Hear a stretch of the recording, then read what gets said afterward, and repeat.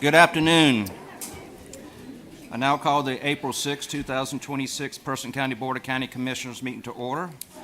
At this time, I ask Commissioner Thomas to lead us in our invocation.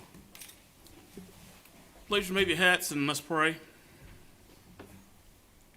Our most kind and dear Heavenly Father, we come to you this evening grateful with the ability to come together in a free country, God. And that's because of men sacrificed their lives a long time ago, God, on the battlefields, fighting for our country. God, we want to ask you to be with the current soldiers, God, that are fighting for us and watch over them as only you can. God, we ask you to be with this board tonight, God, as we make these decisions. God, just work through us, God, as only you can. Lord, we want to ask you to be with all the sick and the suffering. Be with the people that are fighting with cancer, God. God, be with the doctors. Be with all our law enforcement, our fire, our EMS, everyone that answers the call in the middle of the night while the rest of us are asleep. God, we thank you for those souls that are answered that call of leadership. And God, we ask you just to be with them. We ask you just to go with us, lead us. We thank you for giving your Son to go and die on the cross so we may have eternal life. And I ask you just to bless us and forgive us all our sins. In your heavenly name I do pray. Amen. Amen. Commissioner Royster will lead us in our Pledge of Allegiance.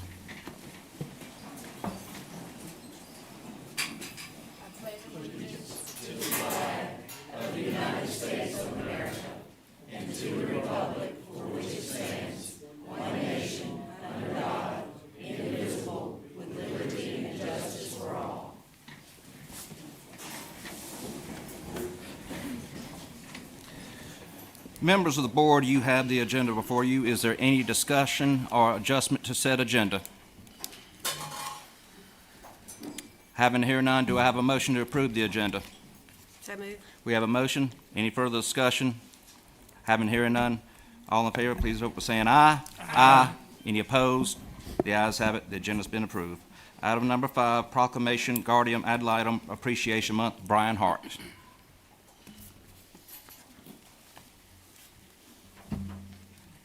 Good evening, Commissioners. Good evening. And thank you for carving out the time in the schedule to recognize Guardian Ad Litem Child Advocate Month. We do have with us this evening several Guardian Ad Litems, and I would ask that they stand to be recognized for a moment.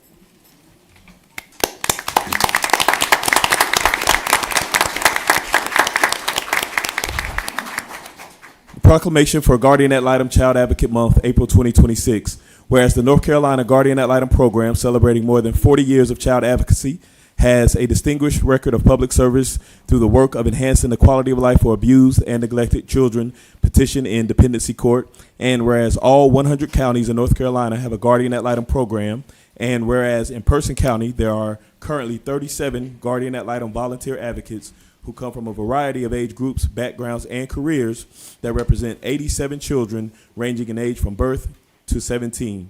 And whereas the North Carolina Guardian Ad Litem program in Judicial District 11, which includes Person County, is supported by four full-time staff members who recruit and train advocates, and one staff member is specifically designated to supervise Person County Guardian Ad Litem volunteers.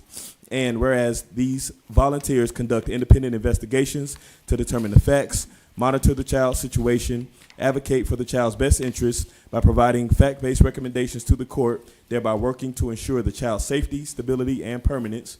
And whereas in 2025, Person County Guardian Ad Litem volunteer advocates prepared 627 court reports, were present for over 1,000 scheduled hearings, accepted appointments to 44 children that entered foster care, and helped 60 children achieve permanency.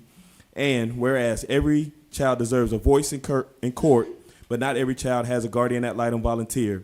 Abuse and neglect have long-term personal, economic, and social costs, hurting children today and in the future.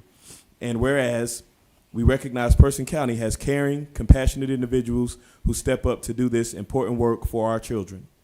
Now therefore, the Person County Board of Commissioners do hereby proclaim April as Guardian Ad Litem Child Advocate Month and call upon all citizens, community agents, faith groups, medical facilities, elected leaders, and business leaders to increase their participation in our efforts to support families, thereby preventing child abuse, neglect, and strengthen the communities in which we live. Members of the board, do I have a motion to approve said resolution?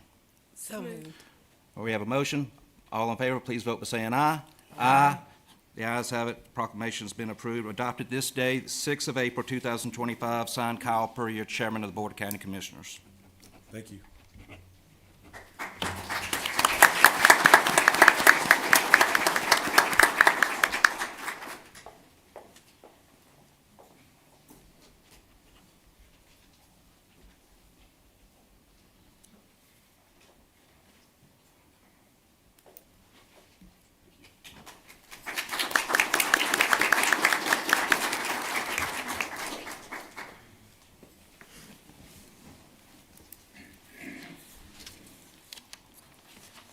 Next item, item 6A, text amendment to TA-07-25, revised for adoption of the amendments to the Solar Energy System Ordinance.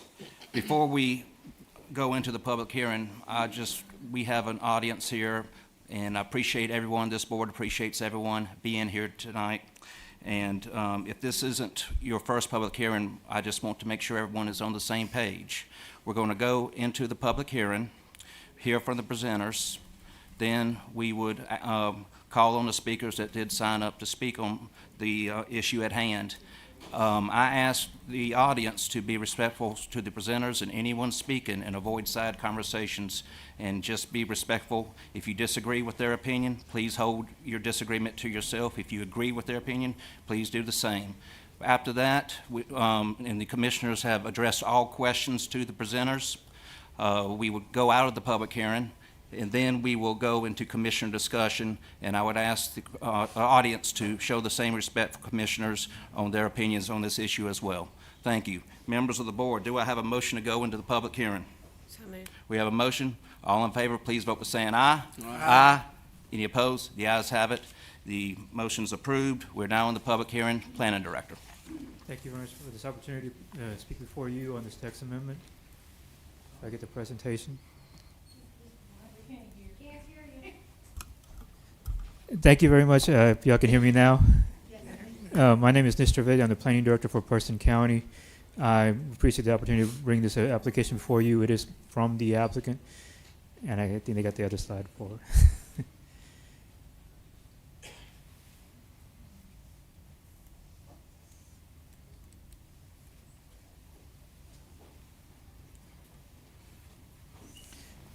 This is text amendment 0725, focusing on the Solar Energy System Ordinance.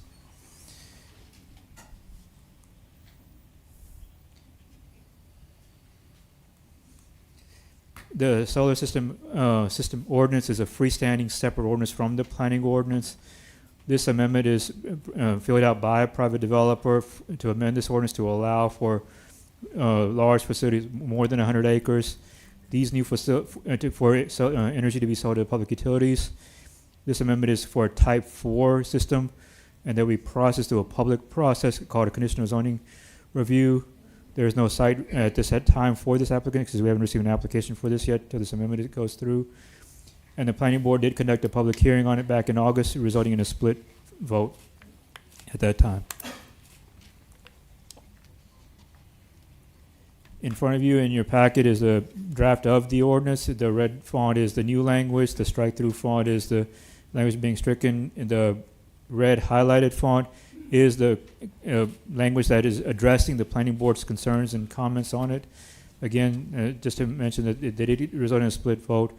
The planning board is a recommendation. It's non-binding.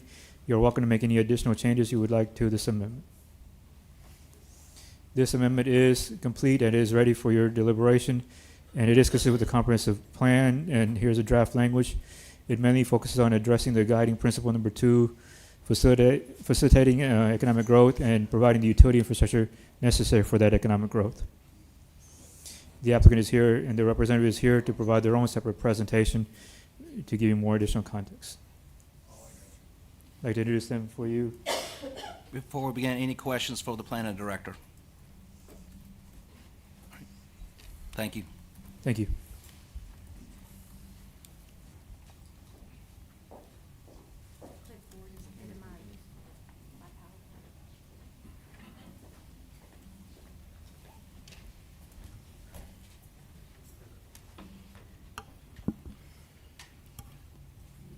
Okay, I'll go ahead and start. I think he's getting my presentation. There we go. Pulled up.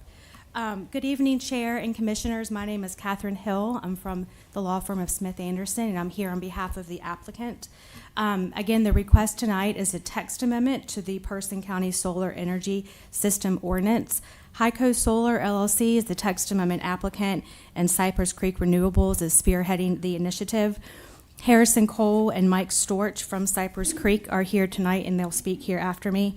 And again, in the package, you should have that red line version that includes the planning board's recommendation shown in highlight, but again, that was a split vote. We've also provided you with a narrative of the text amendment and some information from the UNC School of Government regarding conditional rezonings. I'm going to give you a quick overview. Well, I might have gone too far. Okay, of our presentation tonight, and I know there's a lot of people here to speak, so I'm going to be as very fast as I possibly can. I'm going to describe the text amendment request. I'd also like to just discuss the basics of conditional district rezonings because we think that is important to understand the request. And then I'm going to turn it over to Cypress Creek, who can give you some more information about the need for this text amendment and the community outreach that they've done. Okay, so the current solar energy system ordinance was adopted in October of 2020 and was last amended in February of 22.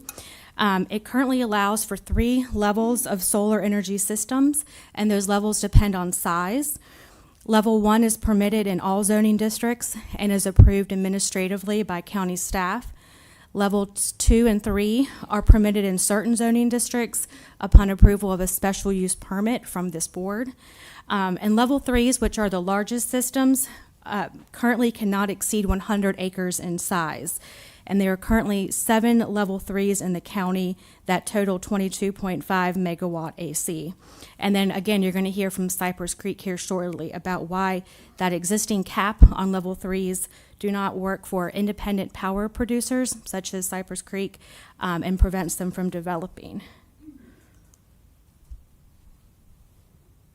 Okay, so high level, again, this is not a request for the approval of a solar farm. No application has been submitted.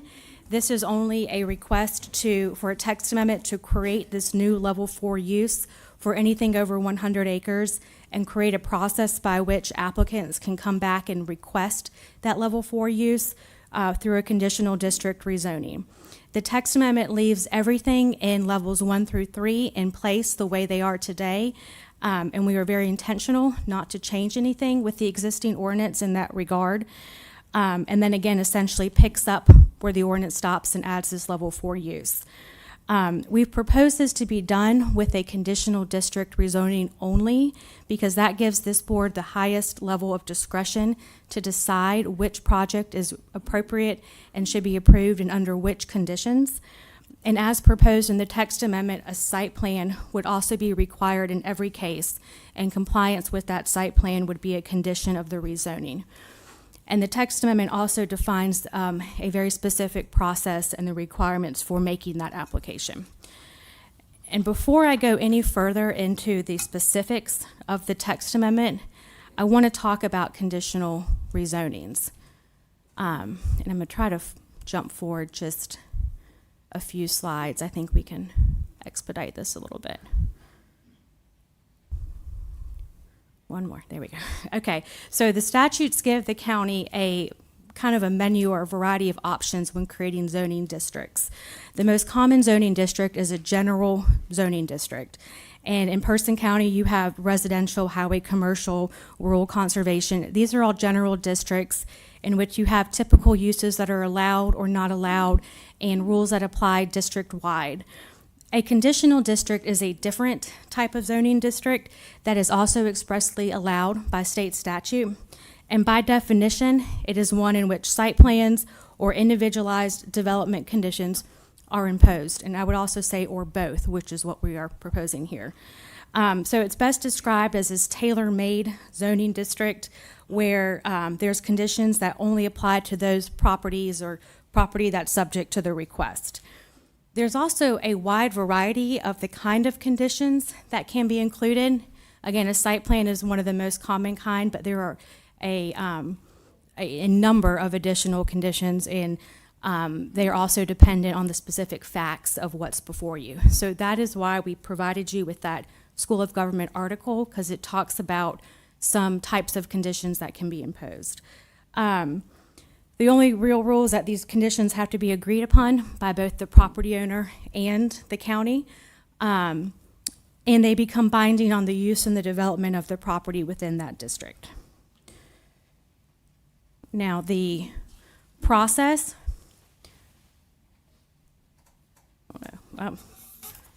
we might have to.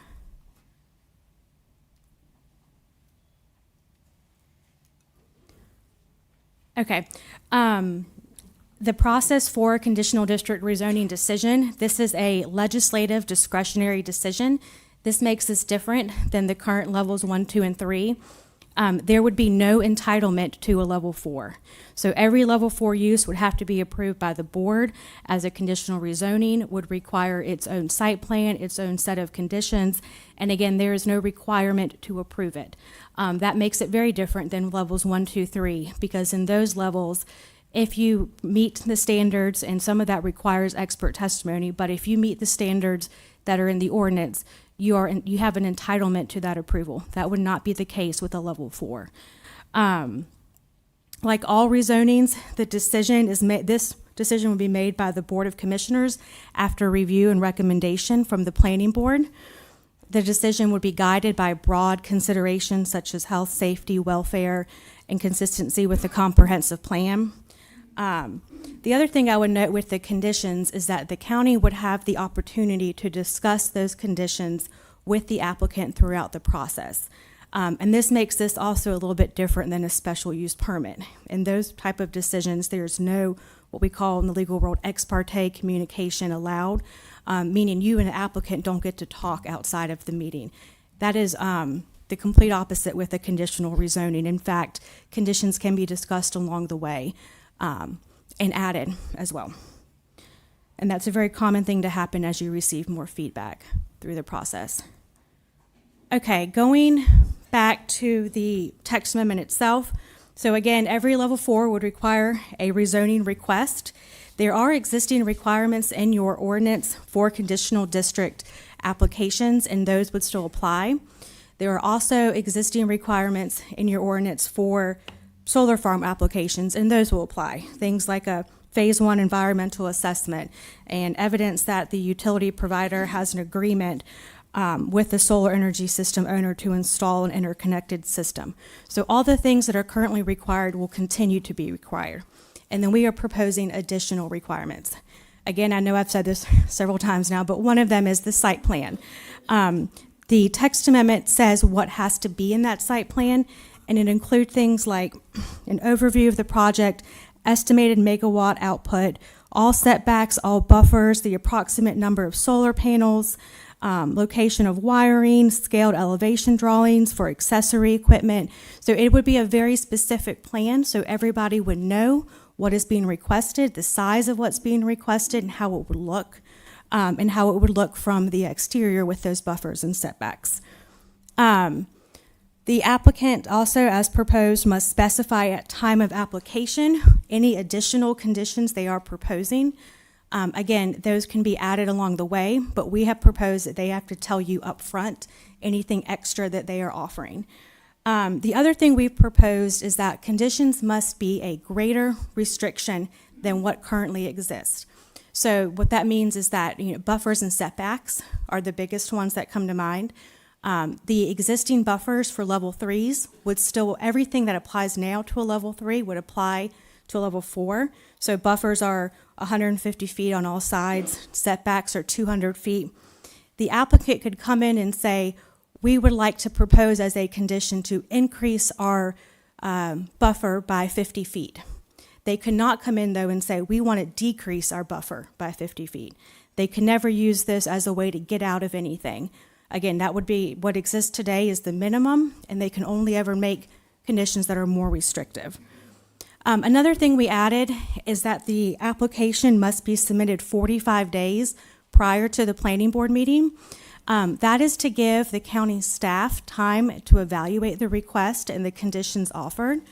We've also added that the application must be provided to the county fire marshal for review before the planning board meeting. Now, that is the one thing that we have done different than levels 1, 2, and 3.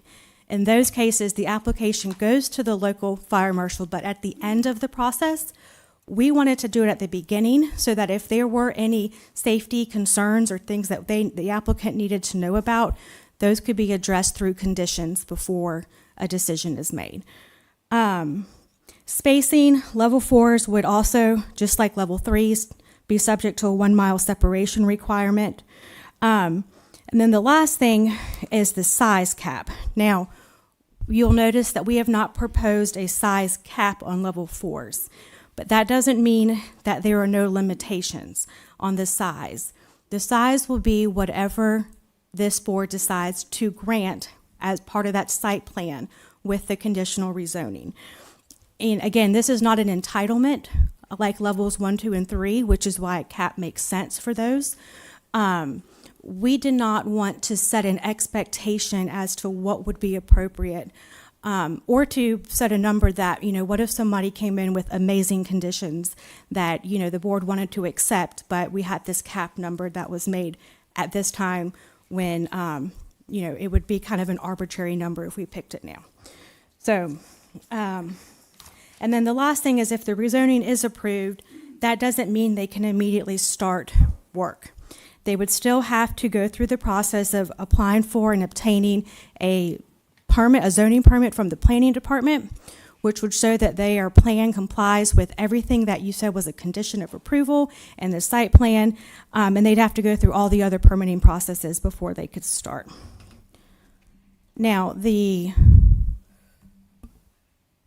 board's, your role tonight, as you know this probably very well from text amendments, is whether this request is consistent with the comprehensive plan or any other land use plan adopted by Person County. And again, I would emphasize we are not asking for any particular project, and Cypress Creek has not submitted an application. And just to kind of drive this home, here's these steps in the process to getting a project approved. We are at the very beginning under the text amendment application. If this request was approved tonight, there would still have to be a rezoning application filed 45 days before the planning board, sent to the local fire marshal, a planning board meeting, a board of commissioners meeting. Again, this would be a discretionary decision. And then if approved, they'd have to come back and get that zoning permit. So I just want to be really clear that we're not, we are very early in this process, and this would have to come back to you several more times for any project to be approved. Okay, I'm almost done. Part. Okay, because your standard is consistency with the comp plan, we just wanted to point out a couple principles that we believe are relevant. Guiding principle 2, specifically 2.7, says to provide utility infrastructure to support economic growth. Principle 3 says to build a strong and vibrant community. And there's also the planning theme about employment and economy. Okay. At this point, unless there are any questions for me, I'm going to turn it over to Cypress Creek, who is going to explain a little bit more about the need for the request and the outreach that they've done. Yes. And I don't know if you want to answer this or the applicant, but as far as the cap goes, we had some materials in our packet that said the maximum that could be purchased was 80 megawatts. Okay. I think that is probably a question for the applicant, because I think that ties into, there is a certain calculation and number that they need as an independent power producer to have a project. And I think maybe that is what that was for, but I'm going to, yes, I'm getting a nod, so I'll let them answer that. Okay, and I'm just going to point out for the audience that with the process you laid out, there are also public hearings at both stops for the planning board and the board of commissioners. Absolutely. Okay, I'm here for any more questions, but I'm going to go ahead and turn it over. Thank you.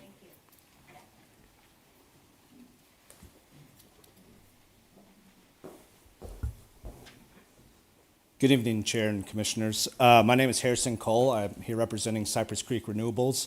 Our main office is in Durham, North Carolina. I reside in Asheville. Our office location there is 45 Banks Avenue, Asheville, North Carolina. So kind of want to talk to you here today about what the need for this text amendment is from our perspective and from the utilities perspective.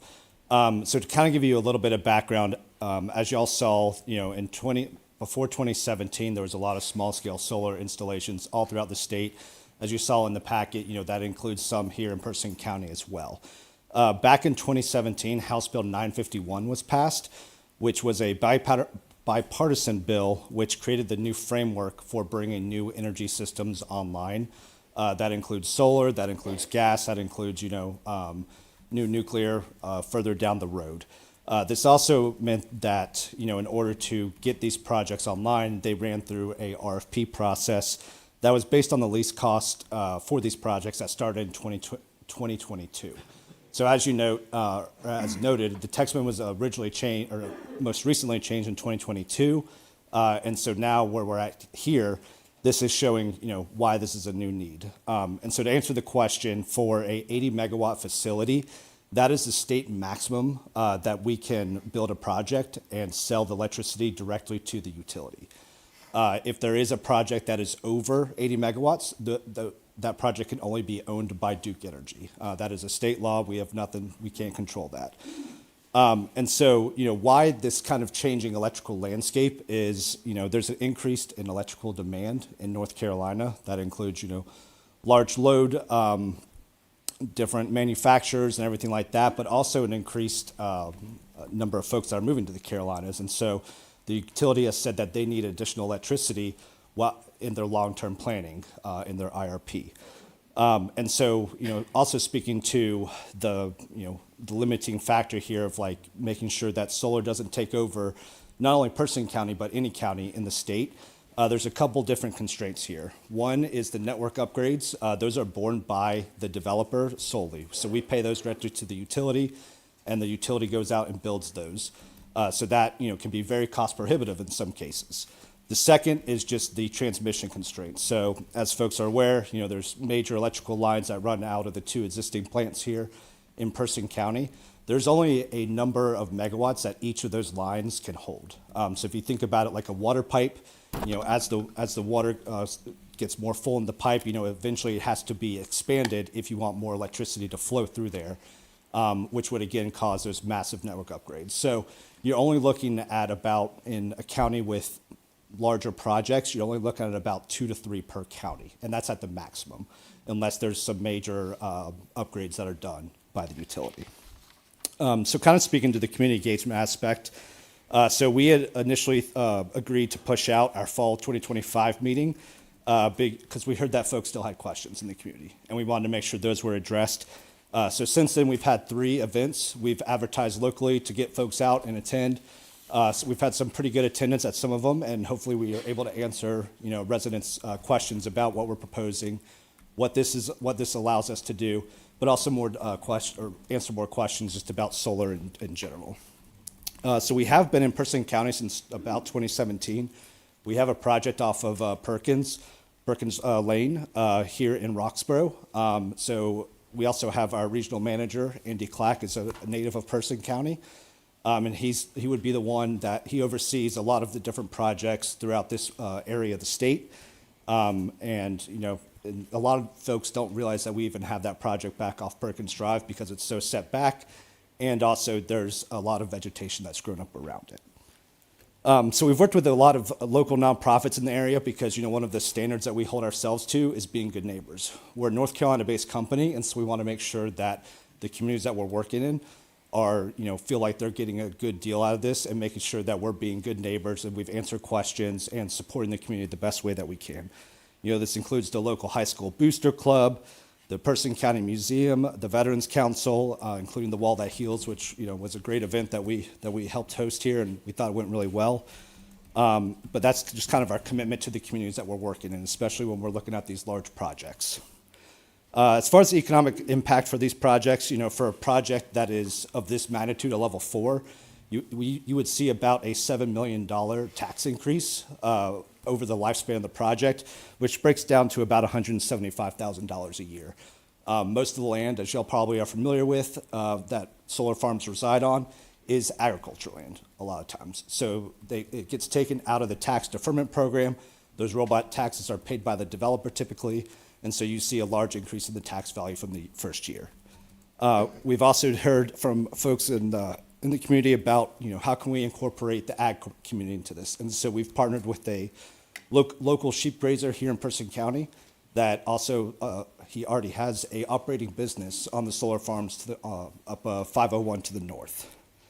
One of the things about solar is, there are only a handful of full-time employees, but like I mentioned, Andy Clack is our regional manager, so he would be the ones that is in charge of the hiring process for those folks. Being a Person County native, he wants to make sure that folks in this community have those job opportunities for good employment.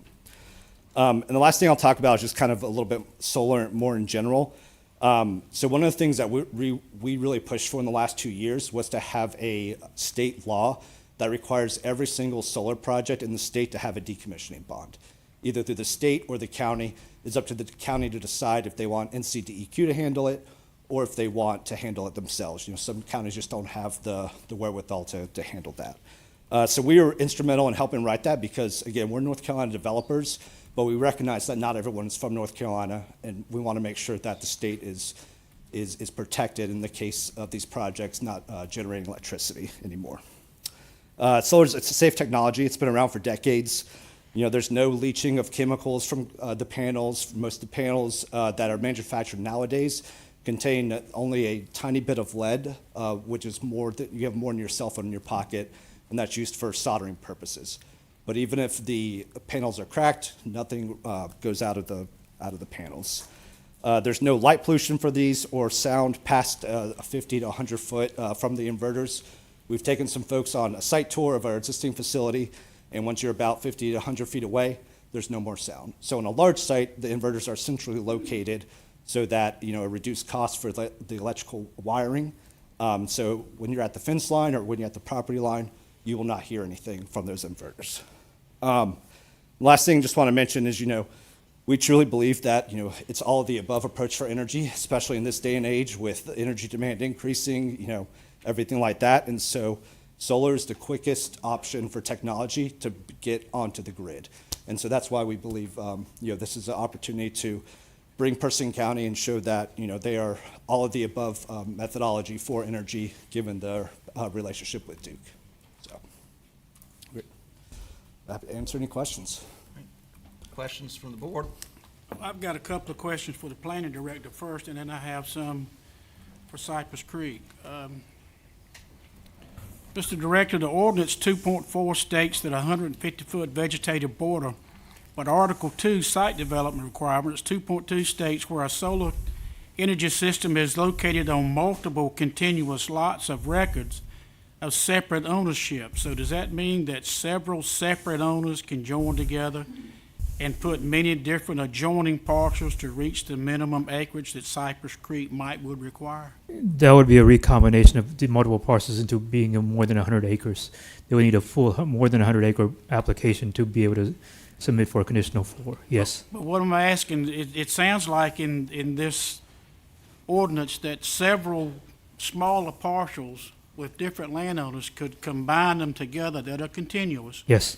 And they could reach that 350 acre size, is that correct? And you don't have to just have one landowner with 350 acres? There would be a recombination. It would be a single owner would be applying, but they would have to recombine all these parcels together. Okay, so basically everyone here tonight may well have the opportunity to be looking at a sea of solar panels, not just folks living beside one large landowner. Does that sound fair? If they're all applying together, they'd all be on the application. Okay, 2.6B, could you strike the statement restoration to less than original condition is acceptable if requested in writing by the partial owners and insert must be restored to the original Yes, you can make any condition? change you require. Yes, ma'am. And 2.6D says, could you strike may and replace shall include a performance bond? Yes, we can make those changes. So what assurances can we give to the taxpayers of Person County that with any new rule and the existing rules will be followed to the letter of the law? How are we gonna go out and, we can make a nice ordinance, but how are we gonna police that? That's the conditional rezoning that was explained to you earlier. Those conditions have to be more rigorous than what is in the current ordinance, the current standards. The current standard, current ordinance is just the baseline. Additional conditions can be placed on them, and those conditions have to match the application and the material should an application come in, should a site plan come in, or should a zoning permit application come in. Those additional conditions would be the ones that we would enforce on top of the single base standards. Okay. All right, for the Cypress Creek folks. With this new ordinance, would or could there be battery storage located on the site? There could be. We did not introduce any of that language in this application, but that would be project specific. If this text ordinance was to be approved, that would have to be approved also in the conditional rezoning process. Well, if I'm not mistaken, 3.2B2(7) outlines the location of battery storage systems. So it's already addressed in there, in that ordinance. That's right. Yeah, we did not change any of the language surrounding that. So many battery storage systems contain PFAS, polyfluoroalkylide systems. That's the same substances that we hear so much about on the news daily that have polluted our waterways here in North Carolina, the forever chemicals. I'm old enough to remember when the Clean Water Act was brought into effect as federal law, when the river in Ohio caught fire, and it made North Carolina native Bob Timberlake and Iron Eyes Cody a household name because we instituted the Clean Water Act. Can you tell me if there have ever been any instances of battery systems failing, such as leaking, breaking open, and exploding, or being damaged in a solar facility? I can only speak from my personal experience at Cypress Creek, but we have not had any of those issues. Well, I did a quick Google search, and it states there have been several documented instances of utility-scale solar farm battery systems experiencing thermal runaway, resulting in fires and, in some cases, significant explosions. These incidences typically involve lithium-ion batteries, releasing flammable gases that combust, creating hazardous conditions for surrounding areas and first responders. So even though there will be a fence around the site, is there a remote danger of electrical shock to wildlife or people inflicting injury or even death? Is that a possibility? This is a live electrical system, which is why we are required to meet the NEC electrical safety standards, which is, to your point, why there is a fence with security measures on top to ensure that no one goes into the site that is not supposed to. This is a live facility. It would just be like if a live electrical socket that you have in your house. It's the same technology, same electricity. But if something of the batteries is not something that you want to see, and an applicant comes forward with a project that has batteries, then you have the discretion to deny that project or ensue that they have additional conditions on their project to make sure that the community and the county feels protected in that regard. So I guess the answer is yes, it could happen. Yes, this is a live electric system, just as if you go to any power plant that's in the country, it's the same safety concerns, and that's why we have our own safety team and make sure that these projects are monitored 24/7, 365 in our Durham Control Center. But there's nobody on site, correct? For a facility this large, there would be a full-time person on site. On site 24/7? It would be most likely in the day shifts, especially if a project does not have batteries, then it's obviously not operating at night, and so there would be no need for a person to be there at night. I'm just thinking about, I was 15 years old one time too, and I had a very inquisitive mind, so. Okay, so Person County residents, in your, well, not in your personally, but in Cypress Creek social media advertising, I'm going to call it, or infomercials over the last few months, it stated that Person County residents pay some of the highest utility bills in North Carolina and the United States but the proposed HYCO solar project could change that. Per Cypress Creek, currently utility bills for Person County households are about $170 per month.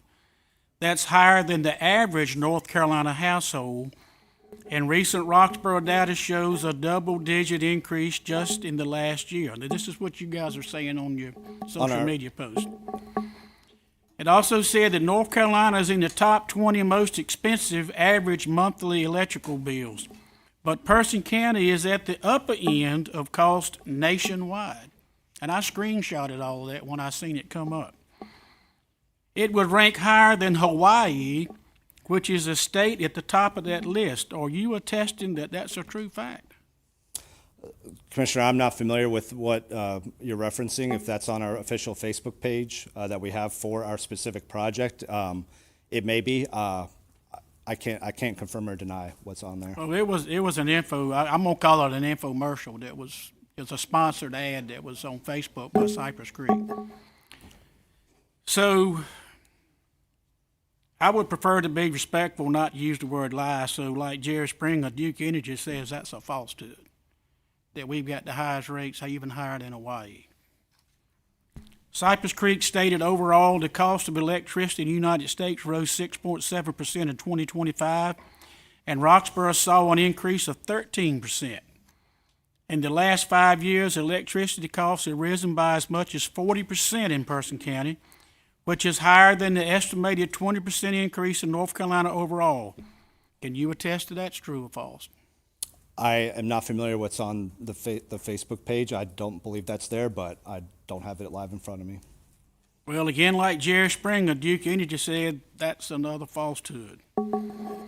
Your company says the project will be developed in full compliance with land use requirements, will involve minimal environmental disruption compared to other land uses. Do you admit in a previous presentation, and I've seen 3 of them, that Cypress Creek admitted, and I mean admitted, they timber forest and grade and remove stumps to achieve the required acreage when parcels are partially forested and create erosion and sedimentation challenges as other construction projects do? And Cypress Creek will in fact have to obtain an erosion and sedimentation control permit from the Division of Environmental Quality just as any other commercial project. Would you say that's correct? I would say that's correct, although it depends on the land, if it needs to be stumped and grubbed or if it's open pasture land. Otherwise, yes. I will say that we got a letter from LP, Louisiana Pacific, requesting that we not pass this ordinance to protect forest. The Cypress Creek website says it's committed to mitigating your environmental impact to ensure that the project provides a net benefit to the residents and wildlife of Person County. As I am a conservationist, can you explain the net benefits to wildlife? Well, that would be, I would say that's a project-specific question, and that would be more on once there's an official applicant that it has submitted. They can work with the conditions around that. Cypress Creek stated on that same infomercial, if Person County residents were to get the rate reduction of 16%, which is equal to the added capacity of the HYCO project, it would amount to more than $300 per person in a year. Would you agree that's what they said? Yeah, this is my colleague Mike Storch with Cypress Creek. Oh yeah, Mike Storch. I was on the community engagement team and the associate director of sustainability community. Yeah, you at the impacts. planning board. I met you before. Yeah. From all of our official channels, I've been a part of all of those communications that have gone out to the public. I've been a part of all of the communications that have gone out to the public relating to our newsletter that we have, HYCO Solar, as well as our Facebook page. None of those statements have been displayed on either of those, specifically talking about energy rates and how they impact residents of North Carolina, or of Person County, Roxborough specifically, because they wouldn't be able to do that level of analysis based off of. So you're saying what we all seen on Facebook wasn't on there? Our HYCO Solar Facebook page has only been around since October 23, and that you can see all of 2025, and you can only see, you can go back all of the posts, and that is not one of the posts that's there. This was ran on Facebook probably in January this year. I mean, just a few short months ago. Okay. So in other words, Cypress Creek wouldn't be willing to sign a clawback agreement to provide a bond to assure each Person County resident will in fact receive annually $300 in a savings.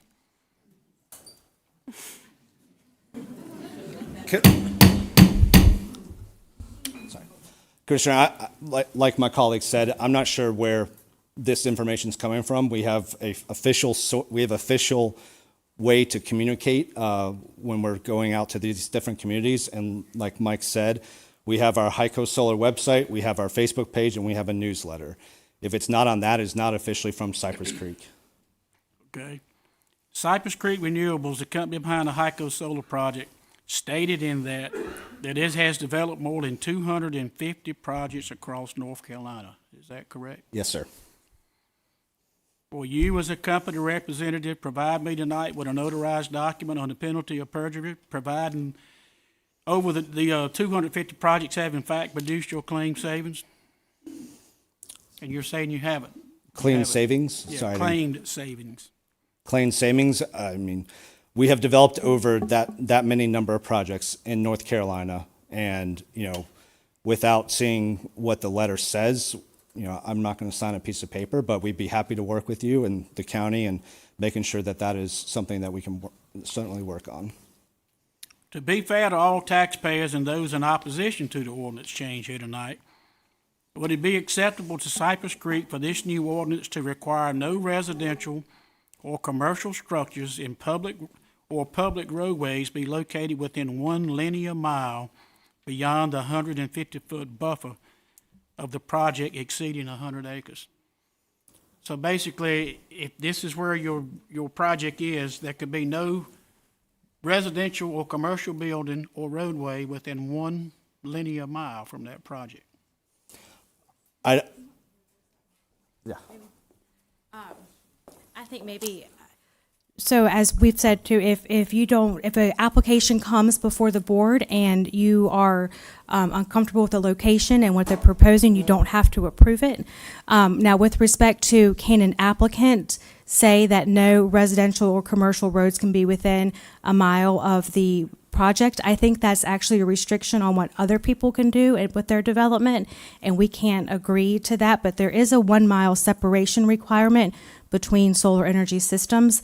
And again, that is something that could be evaluated on a case-by-case basis. If a project came in and you thought it was too close to residential or a commercial project, it is not something you have to approve. Again, we are trying to give this board full discretion to approve or deny any project. Okay, I'll take that as a no. Would you agree that many citizens have expressed concerns about your solar projects benefiting from government incentives, many of which are going away, and the cost for Duke to purchase per kilowatt hour is higher than Duke can produce per kilowatt hour itself? In other words, consumers are paying for this extra cost. I can't speak to what what their rates are to build new energy facilities. That's in Duke's court. The way that we do not receive any federal or state, we do not receive any federal funding or state funding for this project. We receive the ITC, the investment tax credit, which means when an investor can invest into this project and they receive a tax credit. So there's no direct payout to us other than having the investor that puts money into the project. And typically that's a private investor, an insurance company, a pension fund we've seen as well. So basically, I think what we're saying is that 80% of that is kind of already knocked off the books when we start figuring taxes to be paid, property taxes to be paid. At the state level, yes.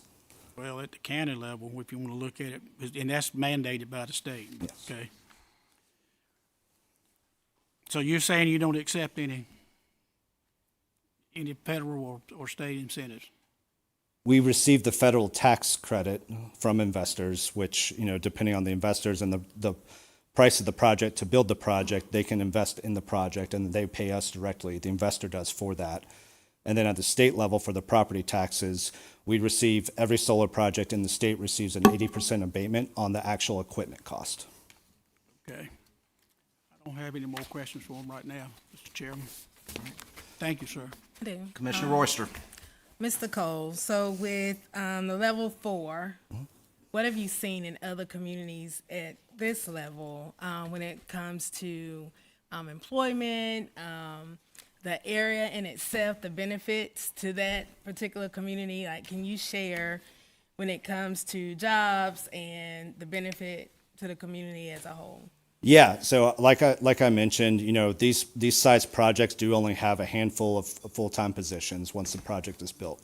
During the construction term, which typically lasts 10 to 12 months depending on the site, there is typically about 150 to 200 folks that are employed during that construction basis. And from the community aspect, I think a lot of the communities that we've worked in, I think we're in almost 50 counties across the state at this point. You know, especially in some of the southeast counties, they've seen a very big benefit or increase to their overall tax budget. So that's been very, very important to a county that we've worked very closely with, is Scotland County.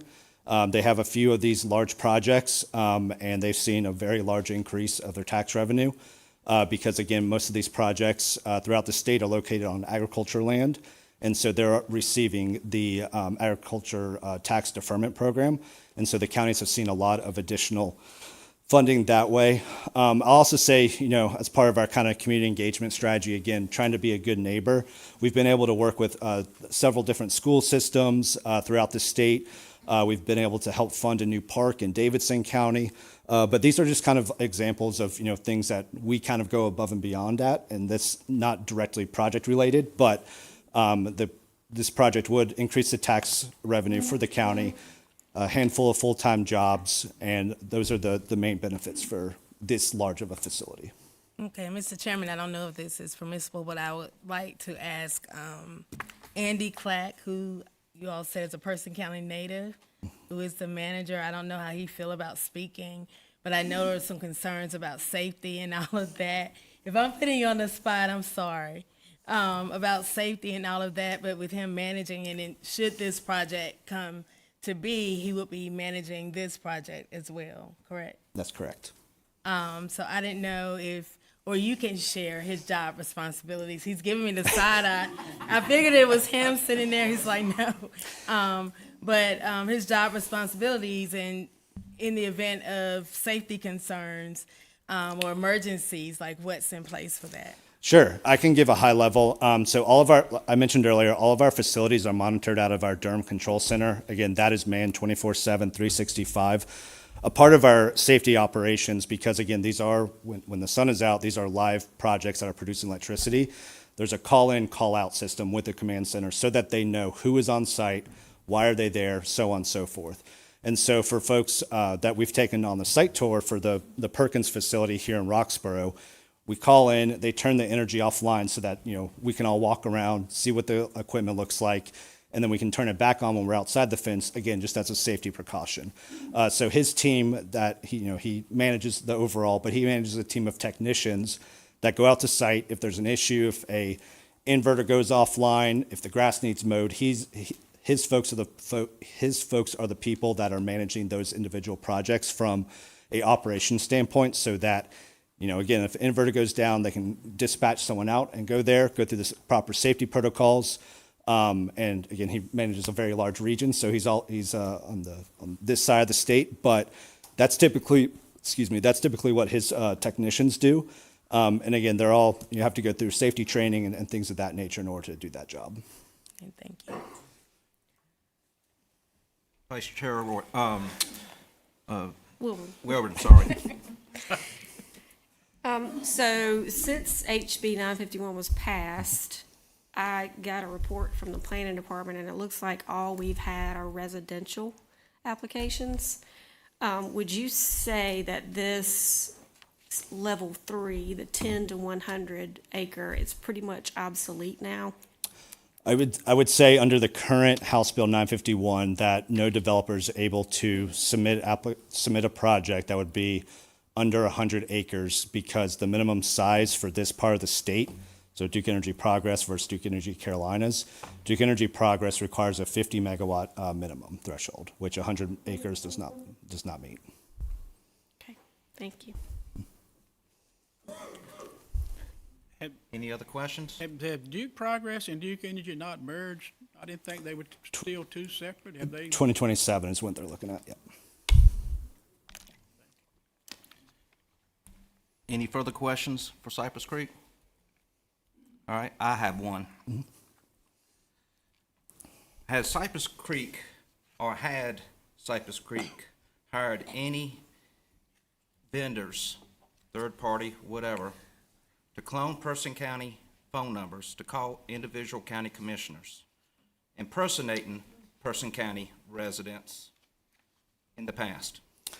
I will say someone made that, pushed for that, I want to say about a year ago maybe or so.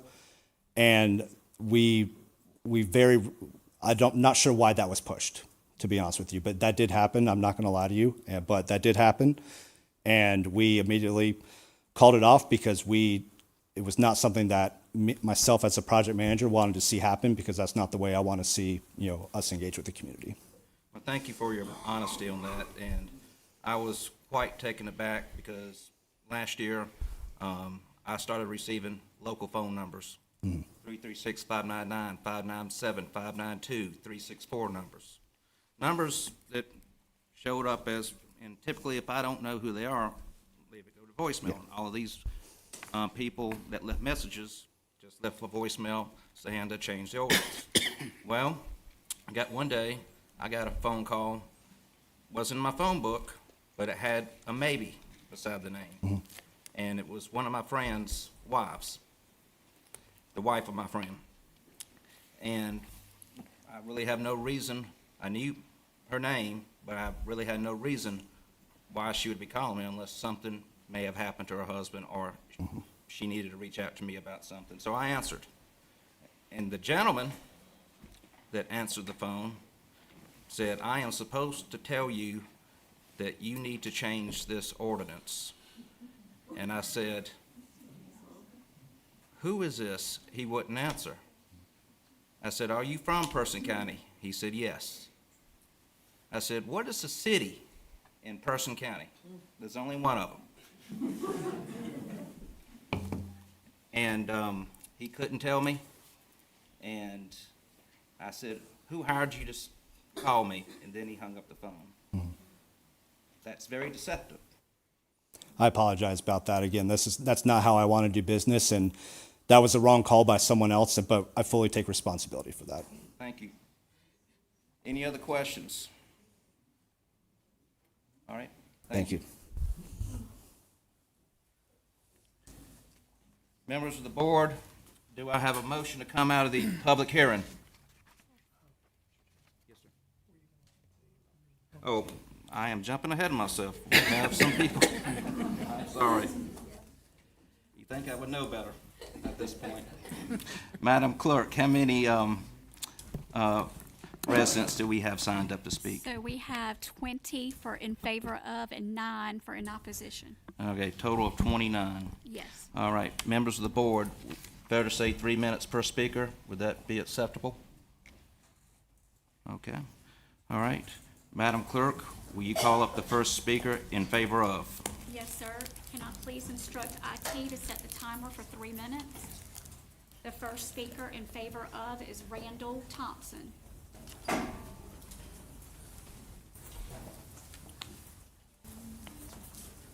I appreciate the opportunity to speak before you. I am the brother of the applicant for this project. I'm born and raised here in Person County, and I've been around this electrical stuff all my life. We were born out in the Concord area. My personal opinion on this has nothing to do with anything but land use. People work all their lives, buy property, farm it, whether it be cattle farm, tobacco farm, solar farm, or whatever, but they ought to have the right to use their property in a way that improves their quality of life. They pay taxes on it, and as long as it does not hurt anyone else. And I've done some research on the tax base around solar farms in this county. In every solar farm here, the average increase in land value by the new tax valuation that was just come out last year, the average is 83% increase. According to the county records, you didn't have that total countywide. And a lot of these, a lot of the usage is farming. But with a project like this, you're going to get a lot more tax base out of it to benefit the county for education and these other things than you're getting now. So I would encourage you to approve this change, look at the application, and work that out as best you can. Thank you, sir. Thank you. Next speaker we have is Harold Henderson.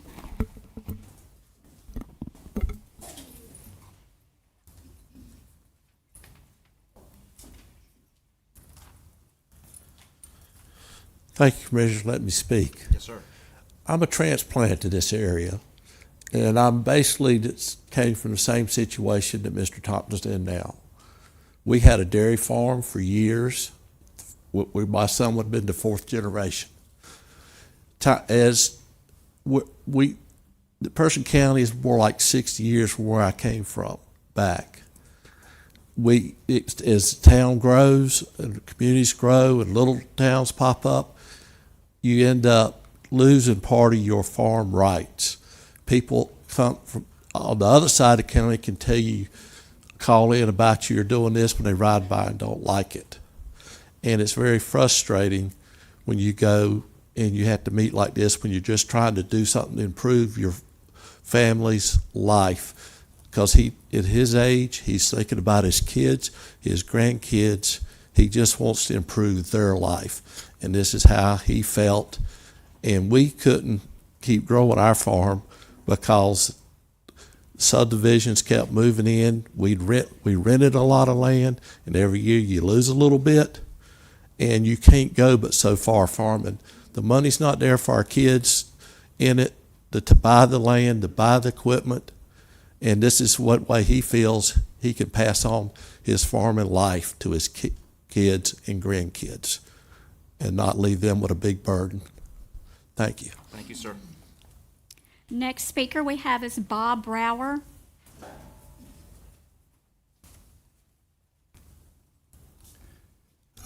Good evening, Commissioners. Good evening. My name is Bob Brower, and I serve as the chairperson for the Person County Environmental Advisory Committee. I'm speaking tonight in support of Cypress Creek's requested ordinance change to allow level 4 sites exceeding 100 acres, which is required for the HYCO project. The HYCO solar project has been pre-approved by Duke for integration into their grid structure and supports their diversified all-of-the-above generation strategy. Solar is the most cost-competitive way to generate utility electricity and not subject to cost volatility like fossil fuels. One concern I hear in the community after talking with many people is that if this change is approved, there will be no stopping solar installations and the county will be literally covered in solar panels. I don't believe that can happen based upon two factors: location constraints and conditional district requirements, rezoning requirements. So first of all, with the level 4 installation, they're naturally constrained by the availability of viable sites. Duke Energy requires utility solar installation to produce a minimum of 50 megawatts, which requires about 350 acres in panels. So right there, you've got a constraint on size. These sites must be located near a transmission line which has sufficient capacity to carry the electricity. And an interconnect agreement with Duke must also be in place prior to site selection. Okay. Number two, under the proposed change, level 4 sites will require conditional district rezoning. This board has the final approval on this zoning, subject to site-specific conditions and documented site plan, including specifications for setbacks and vegetative buffers. Under conditional district rezoning, approval of any one level 4 site does not convey entitlement to any other site for automatic approval.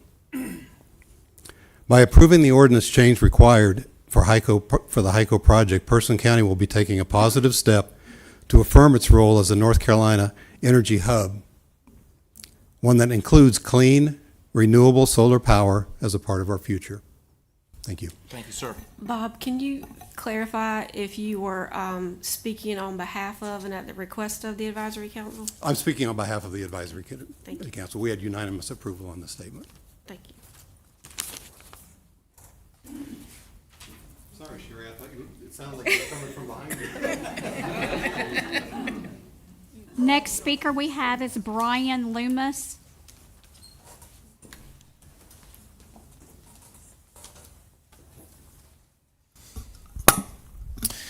Hello, I am Brian Loomis. I am a vice president at Strategic Economic Research.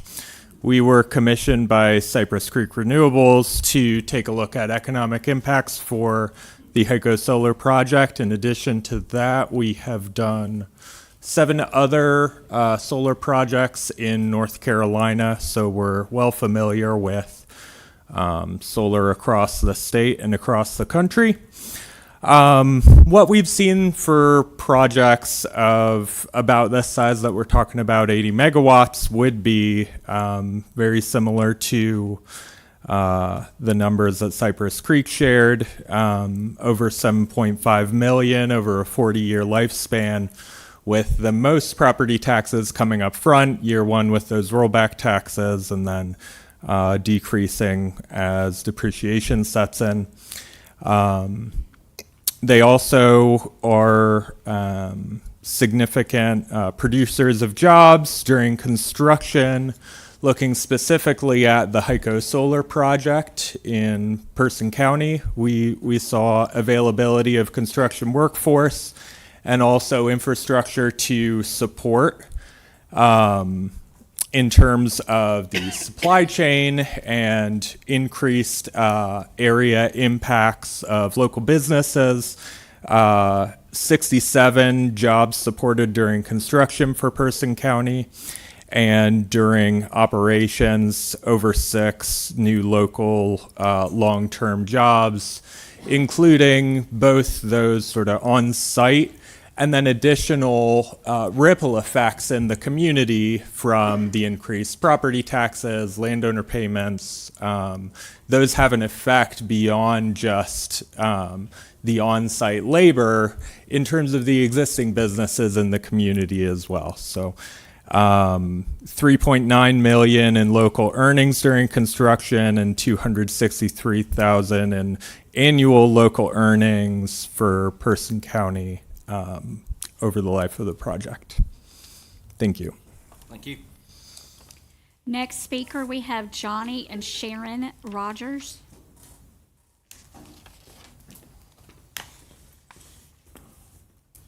Good evening, Commissioners. I'm half of that. Johnny Rogers, my wife Sharon, is with me here this evening, and we wanted to appreciate the opportunity to share a little bit about our journey as farmers here in Person County. We moved here in 2001. We were able to lease some farmland in the Woodsdale community and have lived there ever since. We graze primarily beef cattle, hence the name of our operation is Rogers Cattle Company, but we also have raised other livestock species such as sheep and goats. In 2015, we became one of the early adopters of grazing sheep in solar farms, and we learned a new word, agrivoltaics. And basically that's agriculture and solar, being using the land for dual uses at the same time. As I said, we were one of the early adopters, and we have provided counsel and education programs to folks literally around the country and around the world through the experiences we've had here in Person County. We've used regenerative grazing practices to maintain and improve soil health and natural resources. This approach has allowed us, for solar sites to stay or become farmland if they weren't farmland before. Here's a fact you may not know. There's about 60,000 sheep harvested in North Carolina, and most of those are imported from other states. So there's opportunity to grow lamb production here in North Carolina. It's interesting, I was at a meeting back this winter. The North Carolina Department of Agriculture Commissioner Steve Chalkler said we need to produce more sheep in North Carolina. So the demand is there and the opportunity is there. Yeah,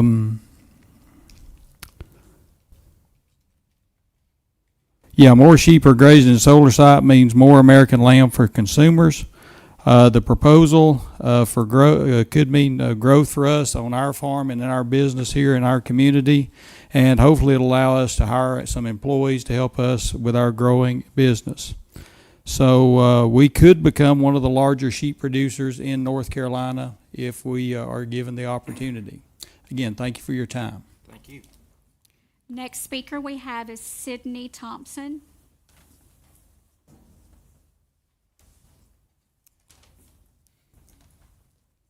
Good evening, Mr. Chairman, fellow board members. Good evening, sir.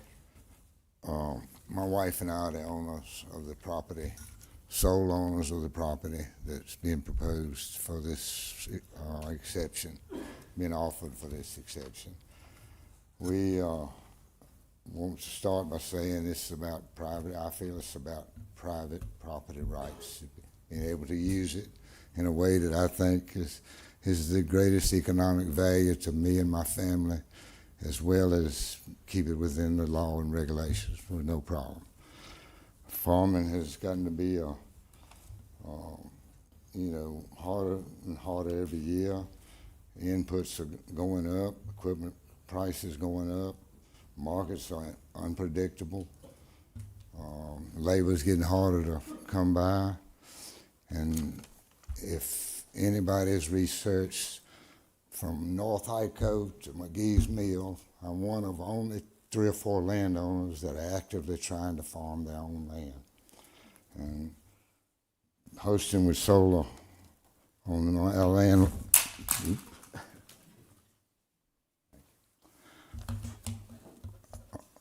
hosting with solar on our land allows us, I think, to keep it productive on what the other land I'm still trying to, that's not in this proposed project, and also to try to keep it for my family can hopefully down the line can pass it on, pass it to my kids and maybe grandkids if we're so lucky to have some more. But this project also brings significant tax revenue to the county, helping support schools, roads, and energy services without putting strain on any resources from the county. It's basically nothing that the county has to pay for. It's all paid for by the company that's supposedly will be putting it in. The Hyco Solar Project renewable represents a way for us to hopefully pass it on to our family. Thank you for your time. Thank you, sir. Next speaker is Julie Nye.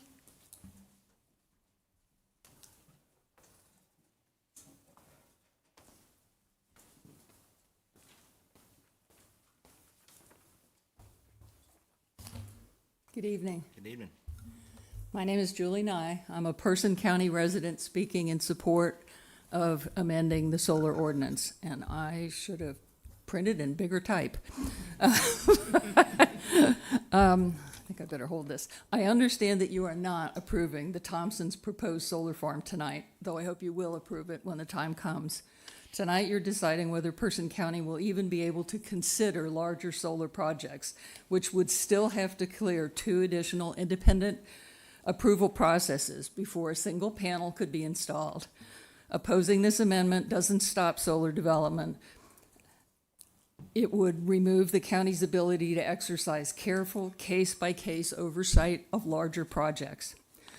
The project being contemplated would use elevated panels allowing cattle to graze beneath them, a practice, as we now know, called agrivoltaics. North Carolina State University opened one of the South's first agrivoltaics training facilities last year, specifically designed to demonstrate that pasture land and solar generation can coexist on the same land. One of the findings is that the shade solar panels provide reduces heat stress in cattle, improving weight gain in beef cattle, and reducing milk production loss in dairy cows. that same benefit that farmers currently have to pay extra for by building shade structures. Rather than having to sell off their land to a developer when they retire, the Thompson farm could remain in agricultural use. The county's current solar ordinance doesn't allow projects greater than 100 acres, and 100 acres is a pretty small area when considering farmland. If Person County really wants to preserve farmland, then being open to considering solar projects on larger plots of land seems like a real win-win. Solar arrays are low profile, quiet, they emit nothing, and they don't add kids who need to go to school. They don't need city water or sewer, and they don't require new roads. Conditional zoning would give the board the power to require any additional restrictions that are needed in vegetative screening, setbacks, design standards, alleviating any kind of community concerns. All I'm asking tonight is that you help conserve Person County's farmlands by amending the ordinance to allow you to review larger solar projects on their merits with full public input after a thorough review. Voting against this amendment won't protect our farmland. It just closes the door to a clever proposal that will allow us to keep farms in families and keep farms as farms. Please vote to amend the ordinance. And I have one other thing I wanted to share with you. I only have 6 copies, but I have a petition that has been signed by 103 Person County residents in support of the ordinance amendment, and those 103 signatures have been vetted. They are all Person County residents. Next speaker we have is Carol Truby.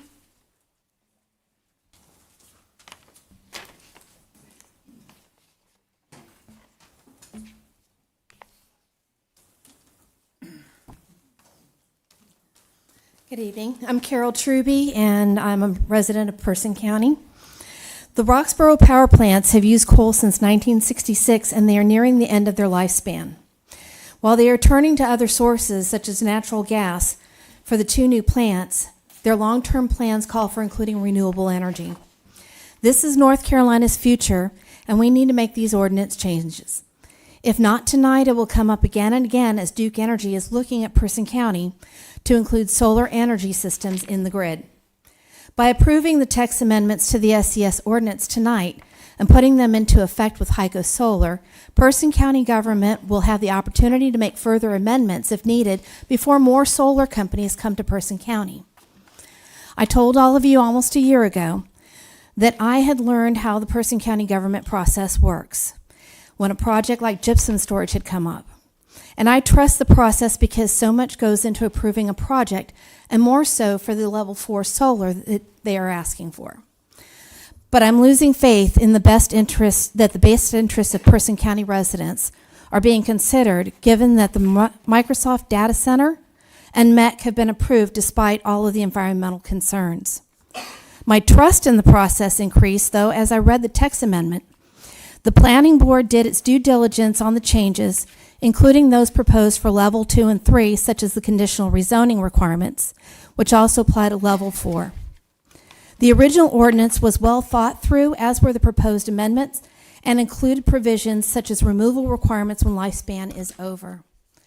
However, my faith is with Sydney and Angela Thompson.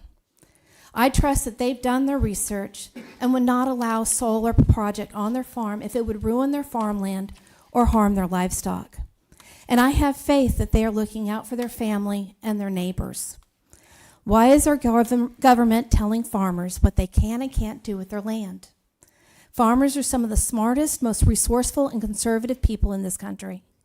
The Thompsons have found a way to diversify their farm and ensure profitability for the next generation by partnering with a reputable company to lease their land.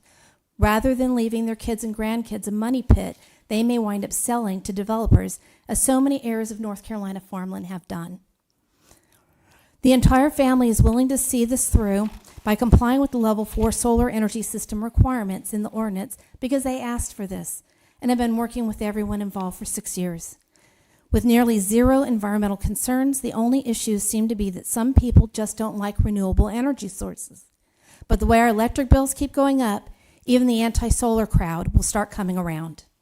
It's time that Person County started positioning itself as a North Carolina leader in producing clean, cheap electricity to reduce future increase in bills. Thank you for your attention to this matter. Thank you.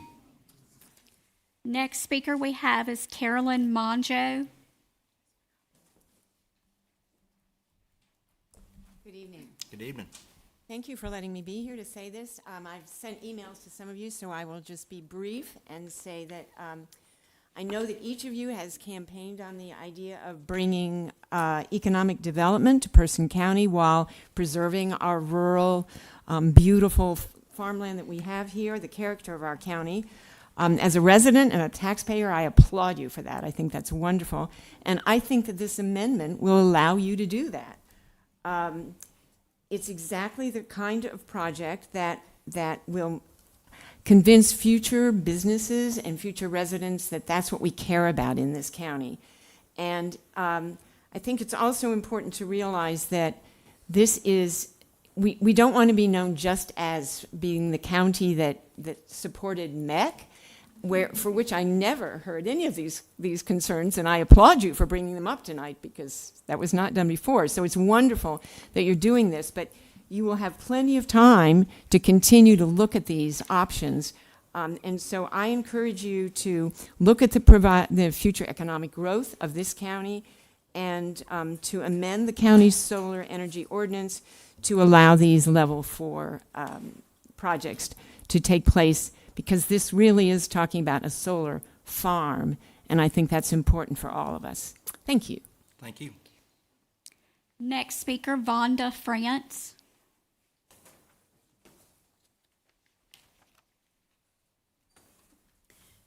Good evening. Good evening.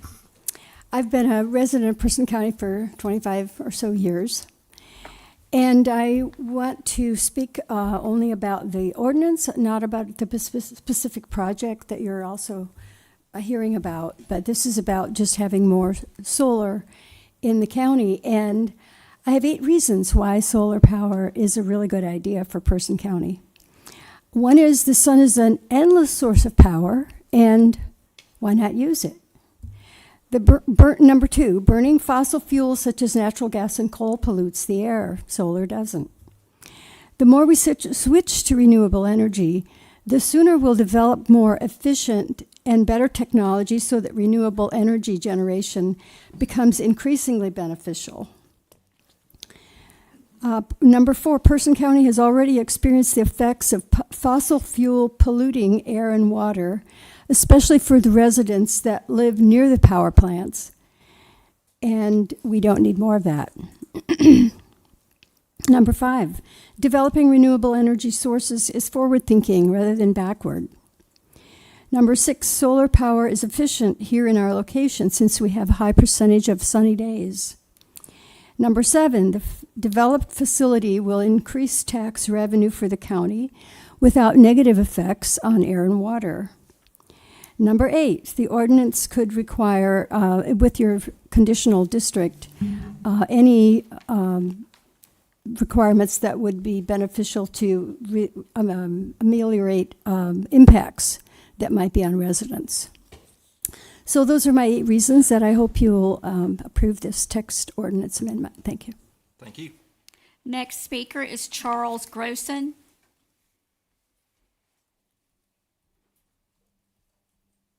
Charles Grossen. Going once, twice. All right. Next speaker, Jamie Ferguson.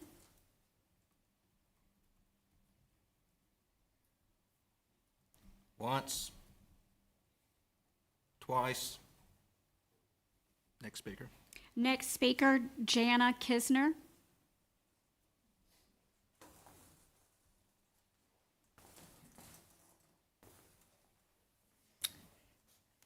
My name is Jana Kisner, and I'm here as a private citizen in support of the proposed changes to the ordinance in order to move solar energy forward in our county.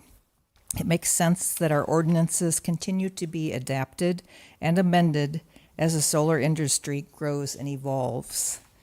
My support is a practical matter based on growing need for energy, diversification of energy sources, economic benefits, expansion of our tax base, scientific data, and care for the environment.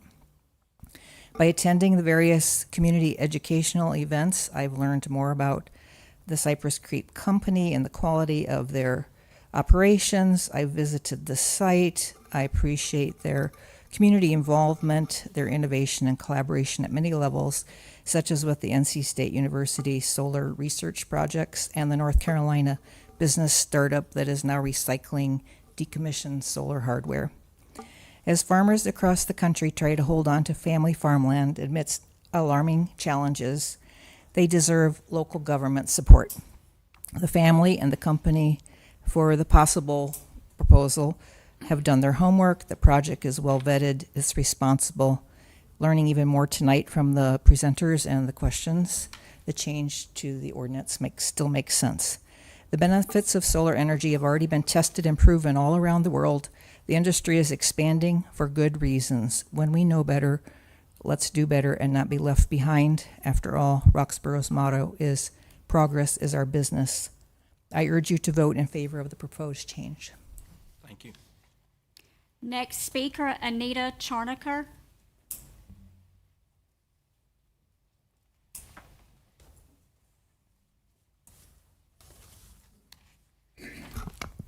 Good evening. I'm Anita Charnaker. I'm a private citizen. I've lived here almost 26 years. We moved here from out of state because it was beautiful. There were enough trees. The tax base was lower than Durham.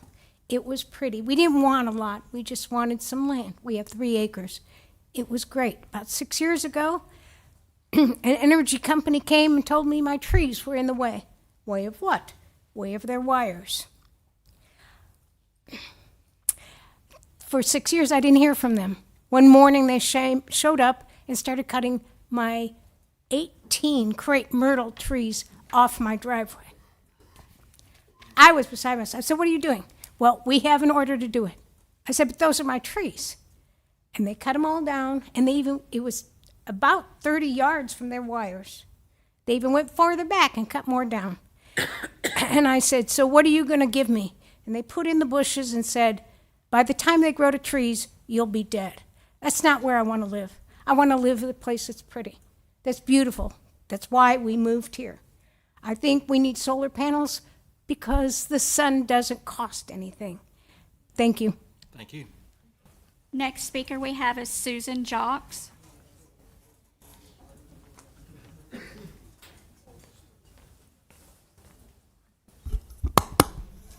Hi, Commissioners. Thanks for letting me talk tonight. First of all, I want to say, Mr. Long, I was really gratified by your questions because I live very close to the Moriah Energy Center, and I wish those questions had been asked when we were asking about all of that all those years ago. So thank you very much for your attention to the environmental factors of this, because that's important. Again, my name is Susan Jacques. I am a transplant in this county. I've only lived here 35 years. We have solar panels on our land. We have a ground-installed solar array. We have batteries, too. And so I'm familiar with what they do. I plant around my solar panels. I walk around them. My dog walks all around them. Same with the batteries. They're on our deck. I feel very safe with them. I don't feel concerned about them. So I support the solar installation in Person County. You've heard all the good reasons. I mean, the amount of electricity it'll produce. I think one of the things I really love about it is the idea of preserving agricultural land and helping farmers continue to be farmers or ranchers continue to be ranchers. I think that's so important in this country and in this county. The tax benefits, the idea that they will recycle the panels. And Cypress Creek, in spite of their little gaffe with the phone calls, because that was a gaffe, is showing itself to be a good civic citizen. And so for all of those reasons, I hope that you will vote to go ahead and approve this amendment and then eventually approve I forgot their name, the Thompsons project. So thank you very much. Thank you. Next speaker we have is James Posick.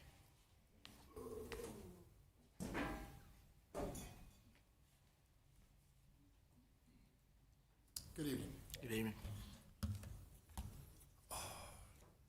My name is James Posig. My wife and I own a farm on 977 Black Wolf Road that we purchased well over 30 years ago.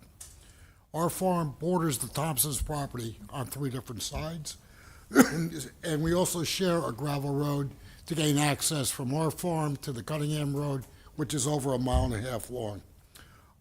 Quite a while ago, Mr. Thompson approached me and said what he wanted to do. I agreed immediately. I fully believe that any landowner should do whatever they want with their property, and in this case, build a solar farm. We buy these farms, we invest a lot of money, sweat equity to make them positively reflect on the community, pay a lot of property taxes that increase without consideration a lot of times of a landowner's ability to actually pay any ability to generate any income from the farm for themselves. I mean, I can't figure out all the time what kind of benefits that we get from our property taxes in this county, to be honest with you. Sheriff's Department is great, though, I will say that. The demand for power increases dramatically, especially in the last few decades. Fiber optics coming in to the rural areas. Everyone's got cell phones. I see the consumers I have in my little shop as a one-man business. My wife has a home office. We have an entertainment center. And we live in a rural area with commercial freezers, generators, and so forth. And I think the number of consumers that we have is well within line the average of the American person.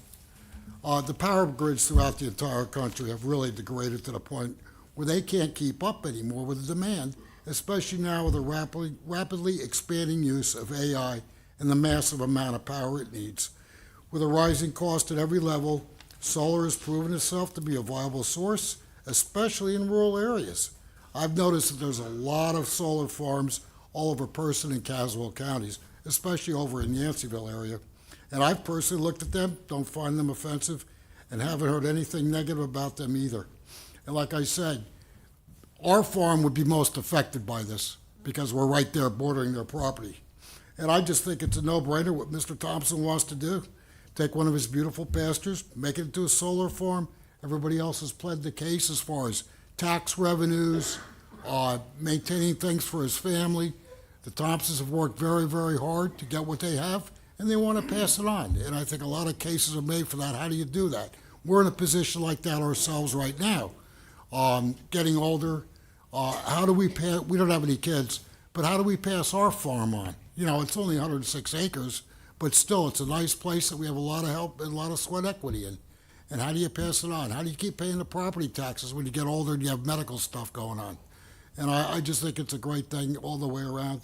And I think Mr. Thompson has proven only to improve the entire area for the benefit of everyone. Thank you very much for your time. Thank you. The next speaker we have is Jay Poindexter.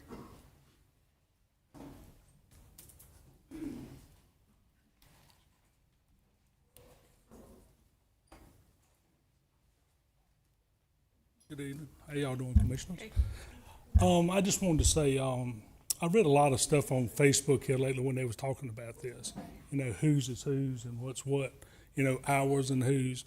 But you got to look at something also. You don't have that many tracts in Person County that's a 400-acre tract, more or less 1,000-acre tract that you can use and utilize for this purpose here, and keeping it in farmland the same way. Because if you had 1,000 acres, you had to sacrifice 400, and you couldn't do a solar farm or some other thing. What are you going to do then? Sell it for development, have more people in your area, and so forth. More trash. But just looking at this right here, I think this is a good move for Person County altogether. I mean, we got to look at growth somewhere, and this right here being in the population is so. It's only like 6 or 8 houses on the whole Barker Road over there, and then you got Cunningham Road right sitting in his house. You don't have that many people living in that area right now. So it's, the population-wise. But we also got to look at the young farmers now. We don't have any. I'm a heartbeat away. I'm over there on the McGee's Mill side. It's only 2 farmers that come by there and farm now. When they stop coming by, what I got to do next? We got to look at another alley. Not all of us can be tree farmers. We got to think of an alley, and this has got to be a source that we can look towards if it's possible to use that way. But thank you for that. Thank you. Next speaker we have is Kim Wooten. Hi, thank you very much for letting me come and talk tonight. A little bit about me, because it matters. I was homeless and a high school dropout at 16. I ended up at the Johns Hopkins University in Baltimore, all the way from a tiny little town in New Mexico, where I got a degree in electrical engineering, and I've been an electrical engineer since 1983. I'm a licensed professional engineer. I served twice on the North Carolina Building Code Council as their electrical engineering seat, writing the electrical codes for North Carolina. My specialty is power. I've done power plants, all kinds. I have worked on solar energy, none for them, but I have done gas plants. I've done bio plants where you take wood pellets and fuel turbines from them. But we've also looked at energy storage, and one of the things you brought up, which is excellent, I don't like lithium-ion batteries. I won't spec them. I can't recommend them. But there is a whole lot of other battery technology, if the county would ever even consider it, that does not pollute, that is not PFAS at all, because technology is changing and people are realizing that and innovating.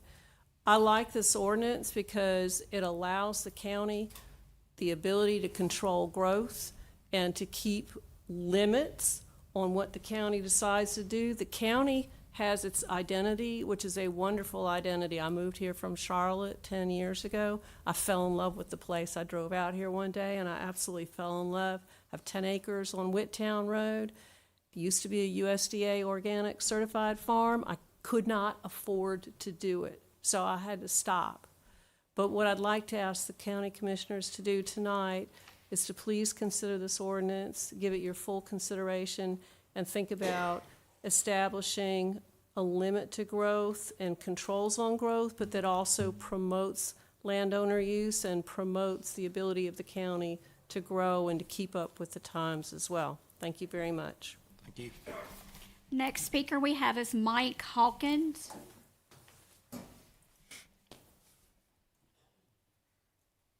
I say good evening to you guys, and I applaud you for listening to the public as attentive as you can.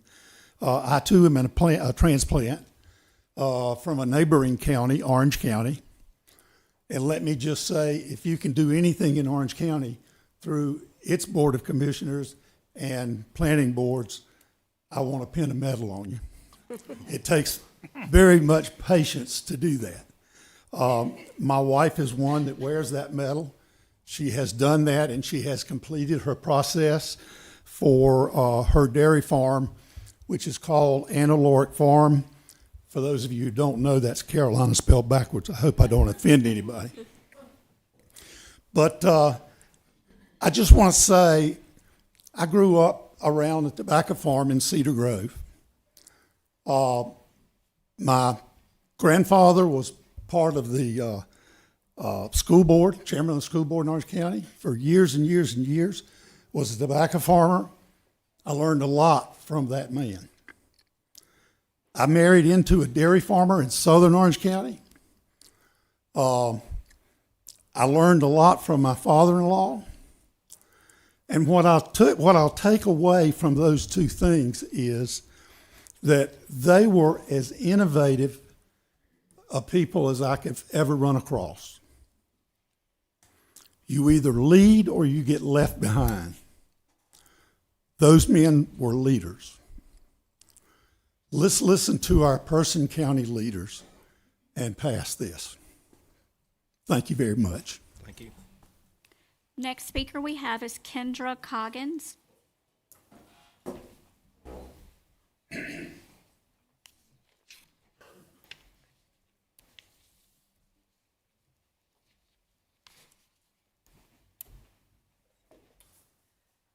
Good evening, Commissioners, and thank you for having me tonight.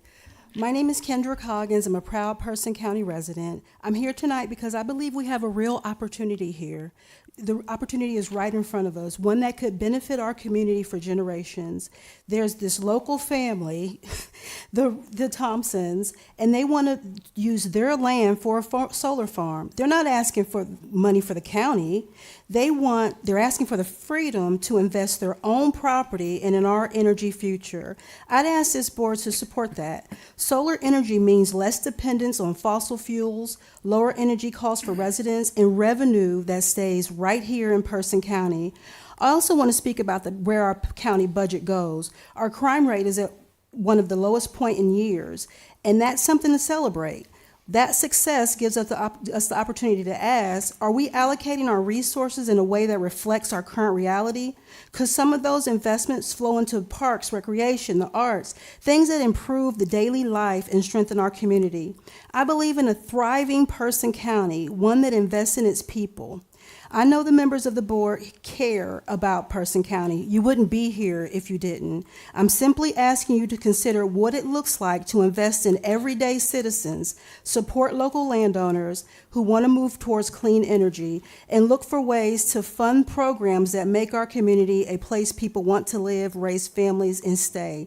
Lastly, how will you leave this place when you're gone?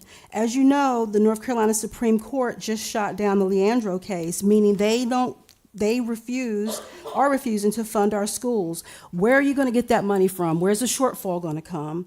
So how will we meet the shortfall? Again, thank you for your time. Our planet is on fire, and I think this is really an amendment that you should support. Thank you so much. Mr. Chairman, that concludes in favor of. With your permission, I'll go ahead and call up the first one for Yes, ma'am. opposition. The first speaker in opposition on behalf of LP is Mr. Everett Titus.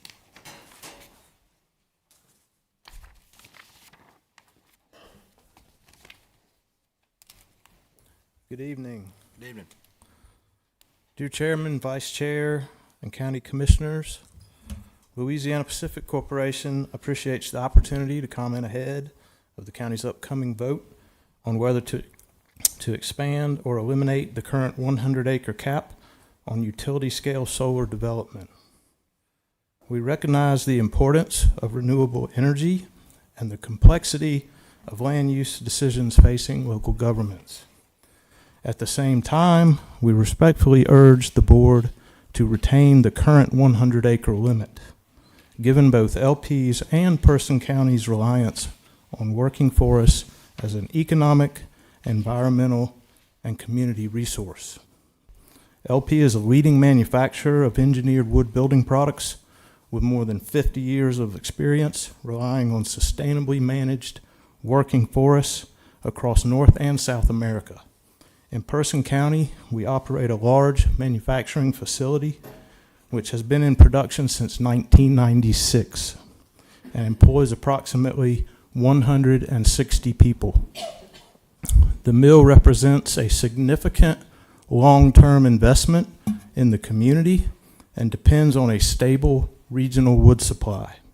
In addition to direct employment, LP supports 45 log supplying businesses serving the Roxborough Mill, representing more than 100 individual logging crews. Each crew typically includes at least 5 workers, truckers, amounting to roughly 500 jobs tied directly to harvesting and transportation. This activity supports a broader network of forestry professionals across the region, sustaining rural jobs in forest management, harvesting, transportation, and reforestation. These forests are not speculative holdings. They are actively managed, continually replanted, and relied upon year after year. Working forests play a central role in both the local economy and the environment.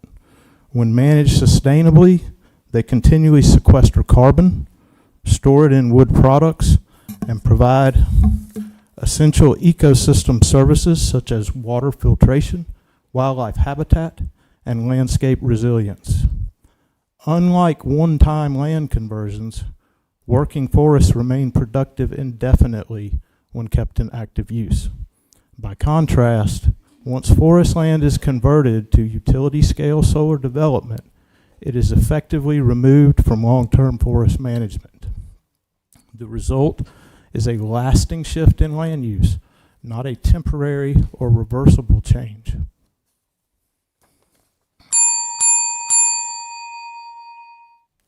Thank you. Thank you, sir.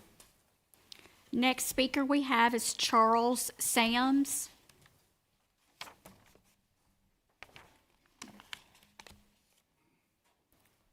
Going once.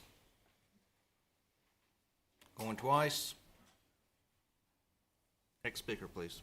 Next speaker is Ray Fashi.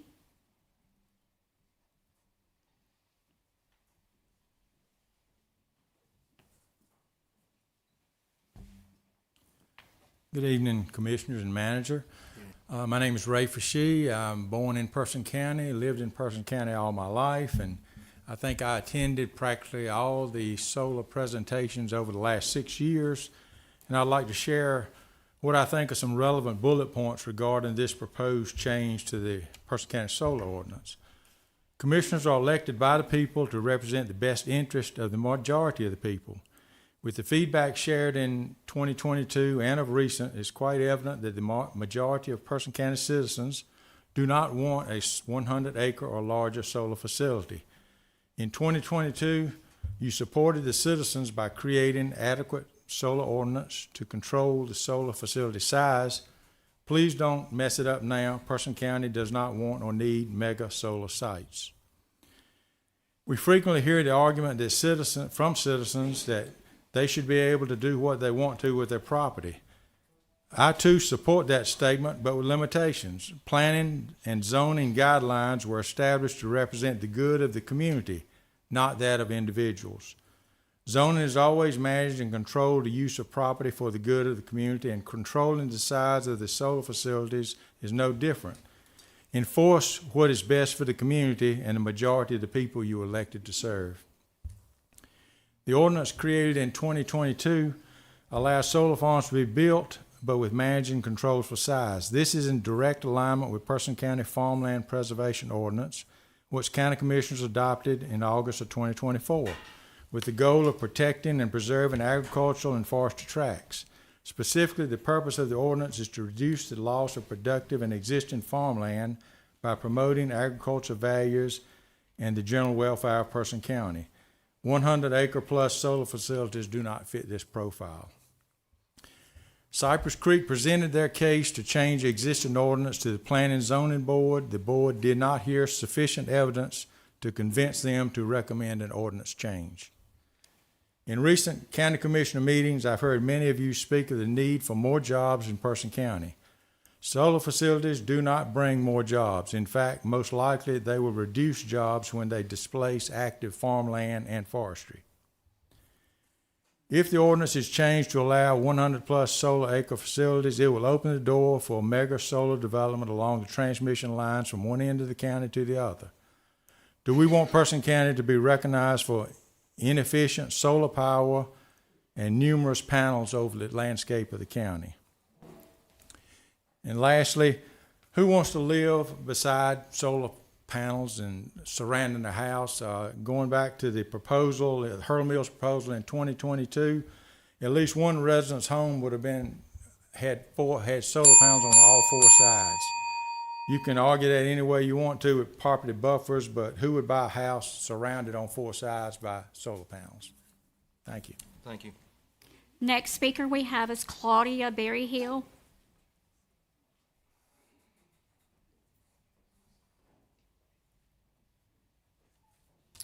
Mr. Chairman, Board, good evening. I'm Claudia Berryhill. I'm a lifelong resident of Person County, and I'm a property owner in Person County. And I thank you for the opportunity to speak. The wonderful thing about living in America is we can speak our minds. And as Ray said several years ago, the Hurl Mills community in Person County said a resounding no to mega solar systems. That board at that time listened and created the Person County Solar Ordinance that set a size limit and interval standard of 1 mile between the systems. The ordinance was created to allow for solar facilities to be built, giving landowners the freedom to do what they want to with their land. But as landowners, we already know we are subject to multiple restrictions as to what we can do with our property through various situations, zoning ordinance, various permitting limits, HOAs and covenants and the like. However, the ordinance also was designed to, and I'll quote, facilitate the construction, installation, and operation of solar energy systems in a manner that avoids adverse impacts to important areas such as agricultural lands. This is in direct alignment with the Farmland Preservation Plan and our Agricultural Advisory Board that you guys appoint for their expertise in agricultural issues. And these ordinances, along with the creating the voluntary agricultural district and the enhanced VAD, and the board work together to provide a comprehensive approach to land use that balances economic growth with the protection of rural and agriculture character. This ordinance is also in alignment with the guiding principle of comprehensive land use plan of the city and the county.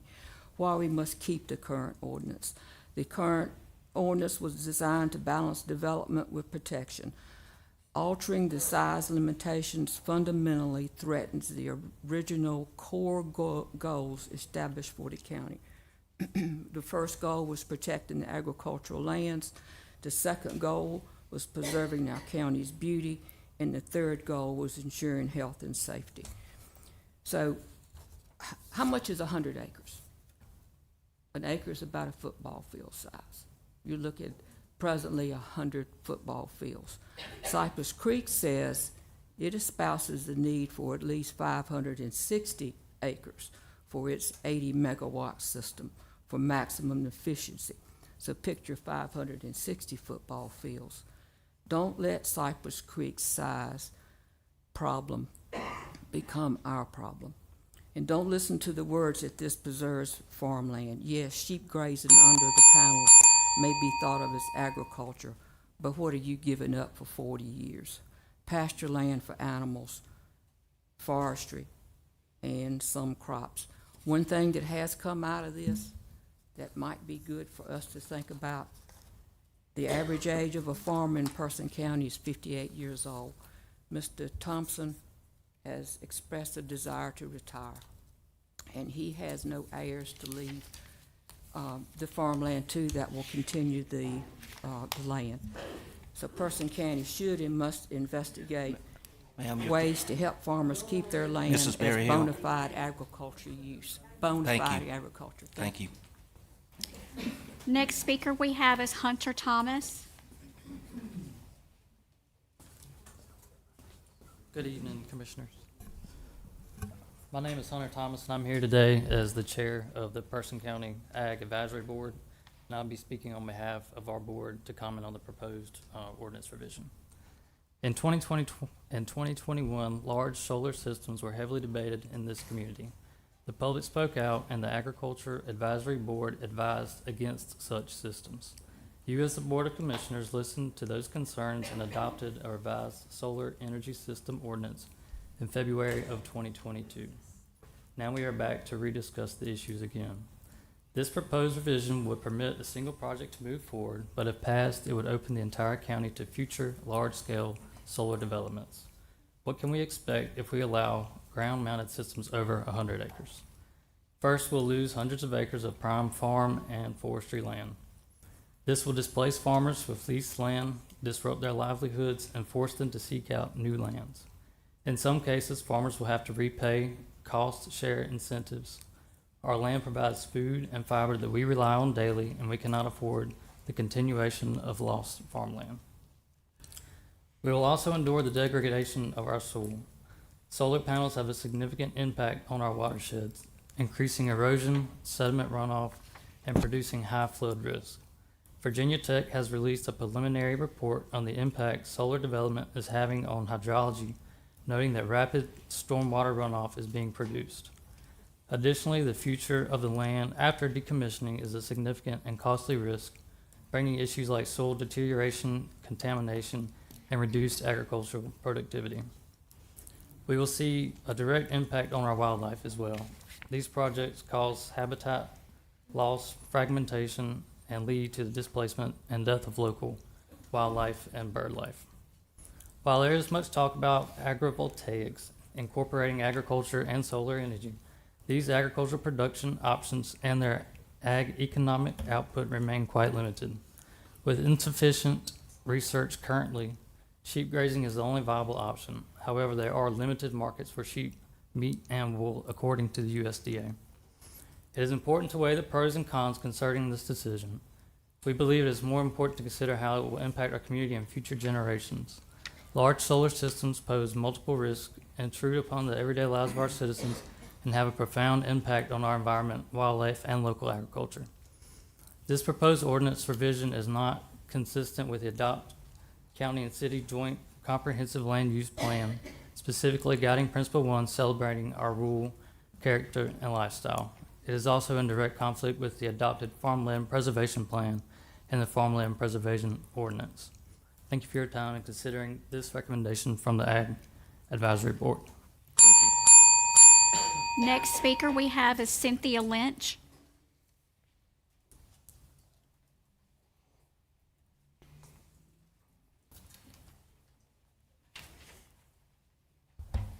Good evening. Good evening. I first have a general comment, something that's really been bothering me, and I thought, here, since I'm coming, I have to ask you about this. As a Person County Planning Board member who's asked at every meeting, whether there's a public hearing or not, I need to state if I have a conflict on any matter coming before the board. And I just find it concerning that the same is not asked of the Board of Commissioners, particularly since the Planning Board can only recommend, and it's the Board of Commissioners that actually approves. Now, specifically on the text amendment that we're here to talk about. We've heard tonight that's a matter of a person having the right to use their land as they see fit. Ironically, the next item on the agenda tonight is an action to approve the planning ordinance, which is over 230 pages of the county telling people what they can and cannot do with their land. The ordinance, which is part of this hearing tonight, is that ordinance on the solar is over 80 pages of the county telling people what they can and can't do with their land. The reality is that we do not each live on our own separate islands that have no impact on each other. I imagine all of us had some teaching in school on ecosystems, in which we learned how even a small change can make a big impact. Going from a limit of 100 acres to an unlimited number of acres for what is an industrial-sized utility use is not a small change. Now, some comments were made tonight about the options for farmers to supplement their income. I have been in land use planning meetings with Benchmark, that's the consultant that you use for the comprehensive plan. Now, they assist with communities all over this state. And they made the note that Person County is extremely generous in allowing farmers to have many activities to supplement their farm income. And the Planning Board has strived to permit as many activities in rural conservation district as possible to help farmers have a variety of income streams to help them to maintain their farms. Now, as stated in the staff report that you have before you tonight, the text amendment for over 100 acres would also require a conditional zoning request. By definition, a conditional zoning request allows for site-specific conditions. Now, typically, this gives some comfort to the approving body that they can set conditions to help reduce the negatives that result from a large project. I have to caution you, though, that applicants do take counties to court over conditions or determinations they don't agree with. And how hard would it be for a court to find that the conditions are arbitrary or capricious if they're only for a particular project? As I understand it, in North Carolina, the underlying land use principle is in favor of the use. Therefore, if both parties have presented a competent argument, the ruling will go in favor of the applicant or the landowner. I ask that you do not approve this amendment. Thank you. Thank you. Next speaker we have is Paul Lynch.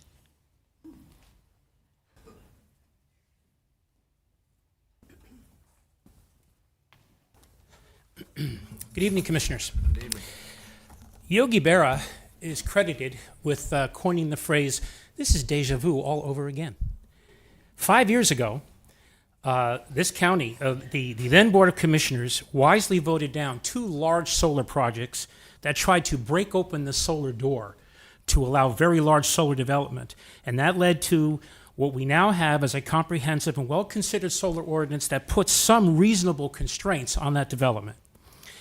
The Planning Department's justification for approving this change is based upon Sections 2 and 2.7 of the Joint Comprehensive Land Use Plan, the need to develop the energy infrastructure of the county to provide economic development. That's what that's all about. Now, I submit to you that Person County has more than adequate existing energy infrastructure.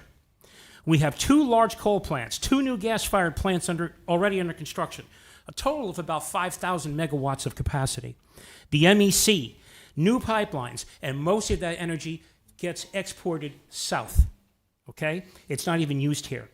An 800 or so acre solar project will add barely 1% to the capacity infrastructure in this county on a nice, bright, sunny summer day with new panels. The consequence of covering hundreds and eventually building out potentially thousands of acres of prime farmland, timberland, and open space with aluminum, glass, and doped silicon can vastly change the rural farm character of the county. I do not believe covering acres and acres with metal is called farming. Now, looking at who will benefit from this, I have to do this very quickly. Cypress Creek, well, they're the developer. They're going to do just fine. Thank you very much. That's what they're in business for. The property owners who lease the land, yeah, they're going to appreciate that check every quarter. No doubt about it. What about the residents and taxpayers of Person County? Well, let's see. It's already been talked about how the project would be assessed from a tax standpoint, and that it will get a very large credit in accordance with state law, so there will be no tax windfall for Person County as a result of this or any other project. Now, jobs, it's been admitted there will be a handful at most. Solar energy does not lower electric bills. I'm sorry, it does not. Proof? Let's look at those states that have the highest percentages of solar power feeding their grid and see what they're paying, shall we? California, Illinois, Massachusetts, Connecticut, New York, New Jersey, Maryland, they all pay much higher cost per kilowatt hour than we do. California residents pay almost 3 times the kilowatt cost that we do, thanks to stupid environmental regulations. You have an ordinance that you're going to be looking at here, and it says what we as property owners can't do. I'm almost done.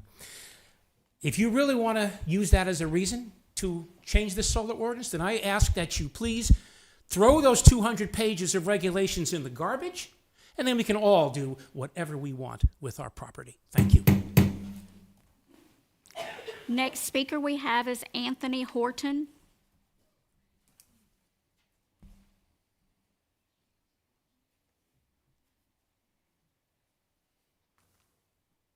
I'm Anthony Horton, 7233 Hurdle Mills Road. Basically, I'm here this evening to speak against the proposed ordinance of amending it to include over 800, I'm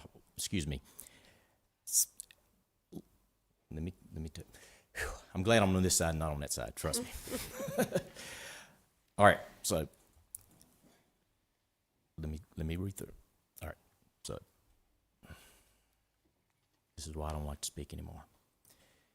So I'm against the current amendment because of what these projects obviously can be detrimental to our county as far as I'm totally discombobulated. I'm sorry about this. Basically, our concern with the Hurdle Mills project when it was started back in 2016 was the aesthetics of the project and butting up against people's property being in a residential area.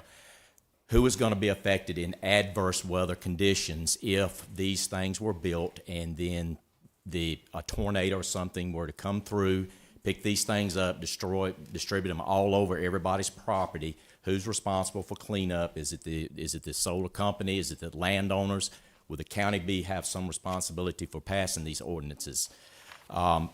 Two, a thought, I'm not specific on one project, but if the Hyco Lake project were in construction last year, I'm not familiar with the aesthetics of Hyco Lake in that area, but what would have happened when that 12 inches of rain fell? What would Hyco Lake look like on top of that, with all that land being cleared?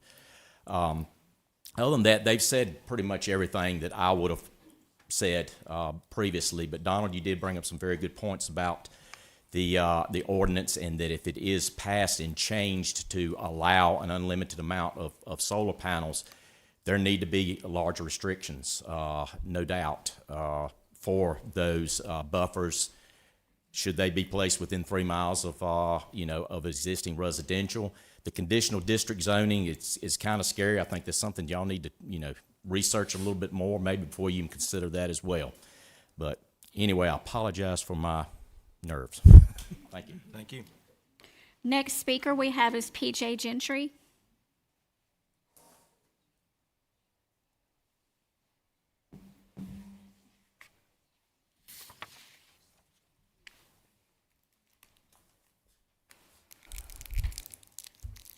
Good evening, Commissioners. I'm PJ Gentry. I live in Hurdle Mills.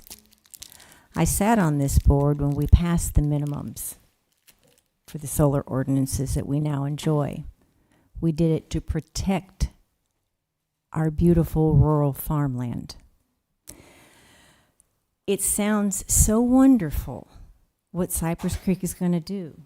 They've come into the county, they've thrown a lot of money around, they've created a lot of goodwill, and there's just absolutely nothing wrong with solar. It can't hurt anything.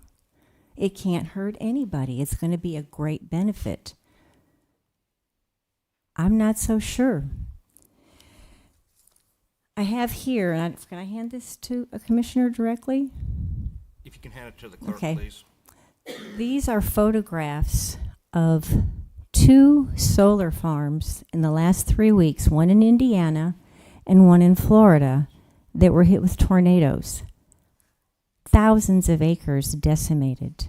And I'm sorry I don't have more than one copy. The printer stopped after one set.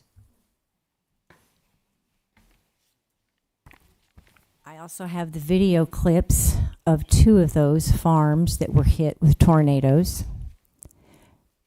on a thumb drive that you're welcome to look at. I have no way to show these to the audience tonight, but there is some concerns about these solar panels, and I agree with Anthony and Mr. Lynch. This is not farming. These panels are there for 30, 40 years, and they lose their efficiency as the years go by. But you can't dig them up and plant something else at will. You can't rotate the crops. I agree. Farmers should be able to do what they need to do with their farmland within reason if it doesn't negatively affect the surrounding communities. What would happen if we had an 800, 1,000, 1,500 acre solar farm when Helene came through? I live on the Flat River. There was a propane tank 20 feet up in the trees after the water receded. That was just a little tornado in Florida. 4,000 acres of solar panels were decimated in a storm in Australia. Who cleans it up? I don't have a lot of faith in the insurance companies. I look at California. It's been over a year since those fires devastated that community. And those insurance companies can't pay them a thing. They can't rebuild. They're trying to give them 30 cents on the dollar for all the years that they spent paying insurance. So I would ask you to seriously reconsider this. If you have a conflict of interest, recuse yourself from a vote and do the right thing. Thank you. Thank you. Mr. Chairman, that concludes our public hearing comment period for in favor of and in opposition of. Thank you, Madam Clerk. At this time, are there any further questions for the presenters? All right. I would have a question for Cypress Creek.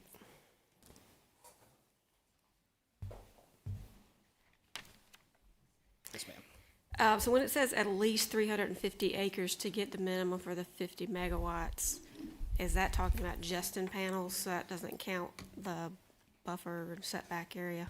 It can. It depends on the lay of the land. For North Carolina, the parcels are all of different shapes and sizes and traditionally run along creeks and rivers and whatnot. So it depends on the land. If you have a perfect square of flat land, you can probably get about 350 acres of solar or panels for 50 megawatts on that project area. But it kind of depends on what the site characteristics are as a whole. Okay, so it is literally at least for just the That's correct. panels. Yes, ma'am. And the buffer requirements would require more. That's correct, yes, ma'am.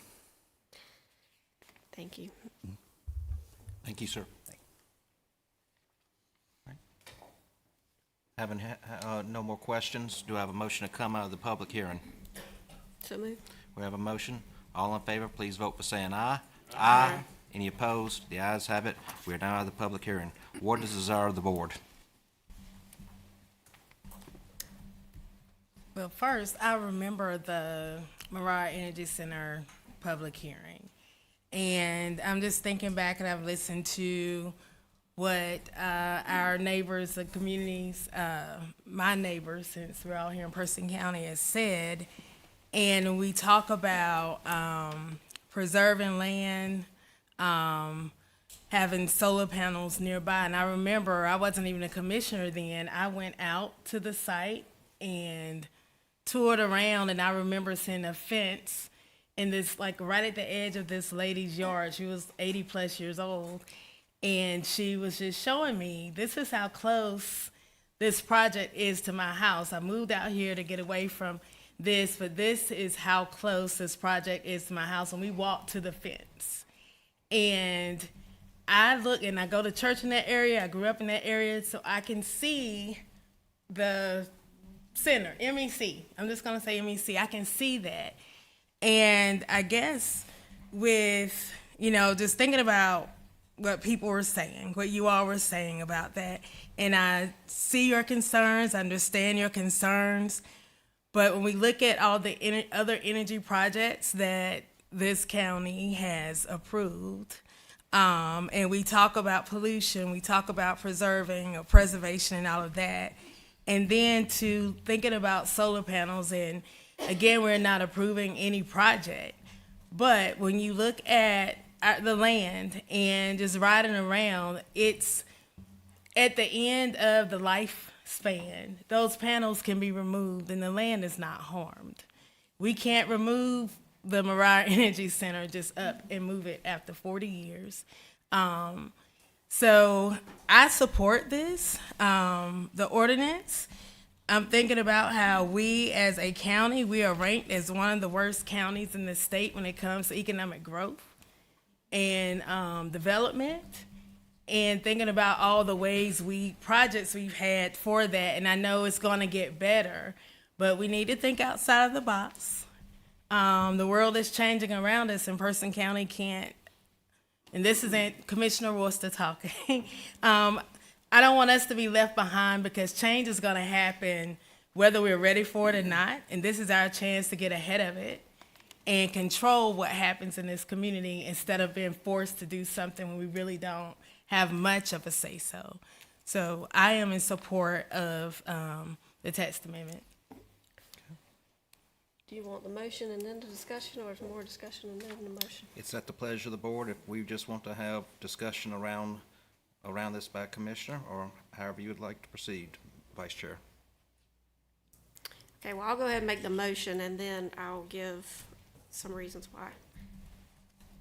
I hereby move to adopt the amendments to the Solar Energy Systems Ordinance TA 0725 and find it consistent with the adopted Person County and City of Roxborough Joint Comprehensive Land Use Plan, specifically guiding Principle 1, celebrating our rural character and lifestyle, and 1.4, support the diversification of agricultural-related activity to strengthen the financial position and viability of farming, and guiding Principle 2, facilitating sustainable economic growth, and 2.7, provide utility infrastructure to support economic growth.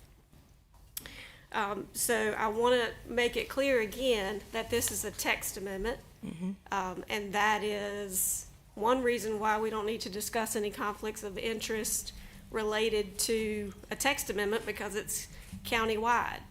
But even though it's a countywide approval, not 1 acre of land will be in a district that allows a project to move forward without going through that conditional use process that the attorney laid out, that will require 45 days before the planning board hears it, a public hearing, a planning board approval, another public hearing with notices, and then commissioner. So No project is being approved if this is voted, if this gets 3 votes.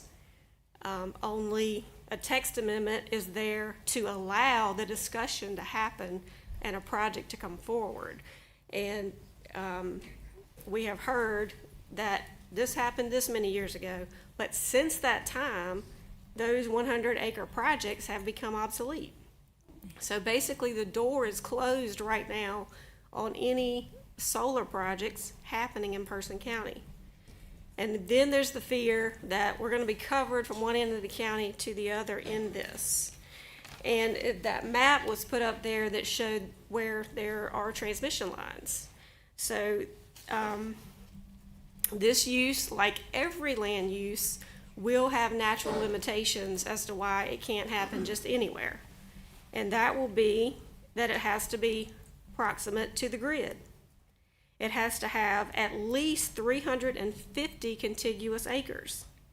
It will require 200 feet of setback and cannot be located within 1 mile of another level 3 or level 4. It's completely screened with a 150-foot vegetative buffer, and there are extra requirements if it's within 5 miles of the airport, of an airport. There's performance guarantees of 1.25 times the decommissioning cost, updated every 3 years. The value of that will be updated every 3 years. And based on all these constraints, it's been estimated that only 2 to 3 of these could happen within Person County. So solar gets more scrutiny than any other land use in the county. I don't understand why. We can all Google and find catastrophes that have happened with any use. The pictures that were shared with us look like from that the damage was contained within the site and was in a state that has different weather patterns than we do in North Carolina.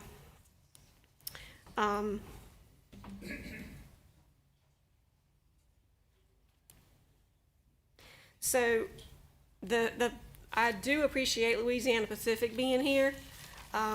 Protecting our industry and working with our industry is very important to me. One thing that they said in a letter that they sent to us ahead of time was a balanced path forward is what they wanted to see. And they felt that that 100-acre cap strikes that balance, but that's obsolete. So what they wanted to see was retaining the limit to not to prevent solar investment, but to ensure that development proceeds deliberately and with full consideration of community level impacts. Well, that conditional use allows that. And so as far as deforestation, if a project comes forward and it does that, then the commissioners can decide to put a condition in place or to deny it. So we don't know if a project will come forward that may only consider pasture land or land that will not take trees. I mean, the family that has said, we are the ones bringing this forward so we can have a project considered are farmers and loggers. So I don't think that they would want to see deforestation or damage to farming either. So I looked at our GIS. We have 252,000 acres in Person County. If you go to the Person County website, one of the first things that pops up is that 88,000 acres, over 88,000 acres is in farmland. Right now, 134 acres are in solar panels. So even if we got a project that had 800 acres, I mean, you're still looking at barely more than 1% of the land use in the county. So I am a big supporter of landowner rights, but it's not just on that. I agree with what Ray Fashee said. We still have zoning that we need to put in place because what one person does can harm another person's landowner rights. But this protects our rural character, I believe, with the buffer that'll be in place and by allowing agricultural uses with the sheep. I jumped away from a thought a minute ago. I looked at GIS at the solar panels that we have, and some of them are in PUV and some of them are not. So there's a balance there between whether they are coexisting with agricultural use or whether they increase the tax base. And both of those are part of our goals and desires in Person County. So again, this is just a text amendment, and no project is being approved, and greater scrutiny can be provided when one comes forward. And that's my reason for approving it, or making the motion to approve it. Thank you. Mr. Attorney, so if this motion passes and one project is approved in one part of the county and another project, because it's a conditional use, were to be denied, would that be considered spot zoning, or would we open ourselves up to litigation? It's a good question, Mr. Long. Just make sure my mic's on. I think given the size of the projects that would be involved, where you're talking 350 or more acres, the likelihood that any one project, or even if you had one denied and one approved, would be considered illegal spot zoning is really unlikely. The largest zoning that's ever been struck down as illegal spot zoning in North Carolina was about 50 acres. So while it's not legally impossible, it's not a concern that I have. Okay, well, I'd like to offer a substitute motion. That on 2.6B, that where it says restoration to less than the original condition is acceptable if requested in writing by the partial owner, and insert must be restored to the original condition is required without exception. And on section 2.6D, strike may and replace with shall include a performance bond. On discussion of that motion, I agree with the shall, but the must, again, once the project is there and in place, if the landowner wants to renew or continue, who are we to say you can't do that anymore? It's talking about restoration to less than the original condition. Right now, it says if requested by the partial owner, they don't have to do it. This is saying, put it in there that it must be restored to the original condition, whether the landowner wants it to be or not.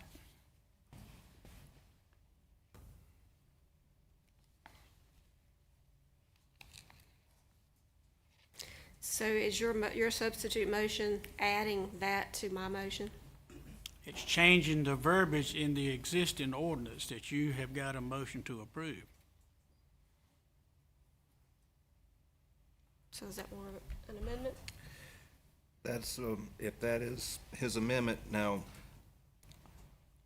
but you're agreeing to the level 4?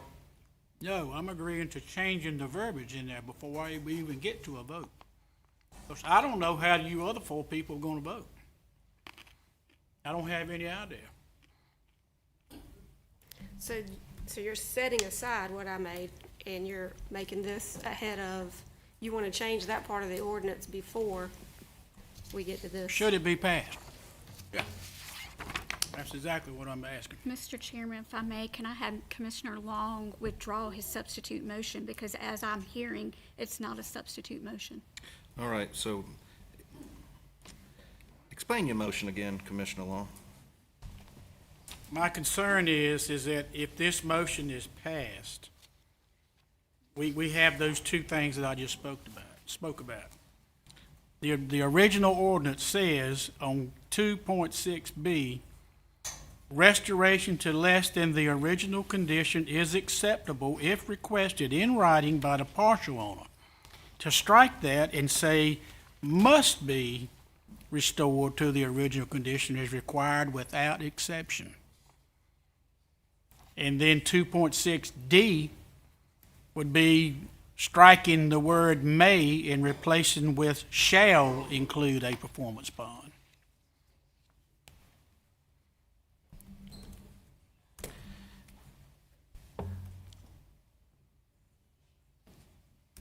I think we're muddying it up some. Okay, well, I tried. So,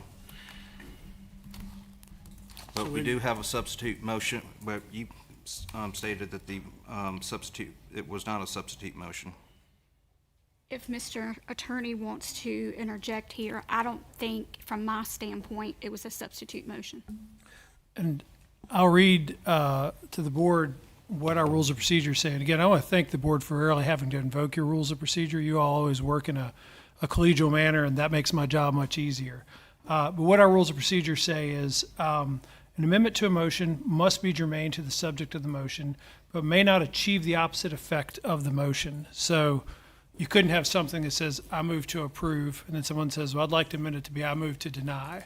So while I think ultimately it's the board's decision to make, and you could say that this is not appropriate amendment, I think under our rules of procedure, it's not exactly the opposite effect. So if the board wanted to consider the substitute motion, you could. Your rules of procedure also say, in lieu of using a substitute motion, it is recommended that the board members defeat the main motion and propose a new motion. So really either could be done. Okay, I'll just withdraw it then. Okay, we'll withdraw back to the original motion made by Vice Chair Wilburn.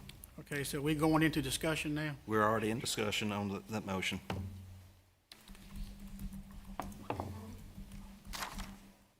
Okay, hold up. Okay, so Mr. Chairman, I'm personally not against solar. Solar is quiet, it's non-intrusive, it has a net positive revenue to the county tax revenue. A 500-acre panel would generate about $350,000 a year in tax revenue to Person County. Now, every year after that, it gets depreciated, so it becomes less. But it means there's no required county investment. I personally would rather have 500 acres of solar panels adjoining my farm with a vegetative border than a 500-home housing development with a minimum of 1,000 cars and a minimum of 2,000 noisy car trips a day by my house, and necessitating the construction of a new school, additional law enforcement, fire, and EMS infrastructure costs to accommodate that additional population. In general, I do not like zoning ordinances, period. If I buy the land, make the mortgage payments, and pay the taxes, I would rather the government mind its own business and stay out of my business. But in a modern civil society, it is not that simple. People here tonight are standing on the property owner rights principle, and I believe in that too. But let me ask each of you here tonight, if an individual owned a 2-acre lot directly between a public school and a church, maybe your church, and the individual builds a small strip mall with 4 storefronts between the school and the church, and he opens 4 individual businesses in those storefronts. One is a liquor store, one is an X-rated adult toy store, one is an X-rated strip club, and the other one is a bar. Would that make you happy? Would you be okay with that beside your church and your child's school? It's the same thing. We're talking about property rights. This is what zoning and planning rules do for us to be fair to everyone's concern. I was at the 2 planning board hearings and listened to Mr. Thompson's friends and neighbors express their opposition to changing the ordinance, and I've heard some other neighbors here tonight that are in favor of it. I have known Mr. and Mrs. Thompson for a very long time. They are fine, fine people. And sadly, well, I count them among my friends, but sadly, I'm afraid this issue is putting a strain on that, and it's not a position I like being in. I'm not voting for my personal viewpoint. I've just told you what mine is.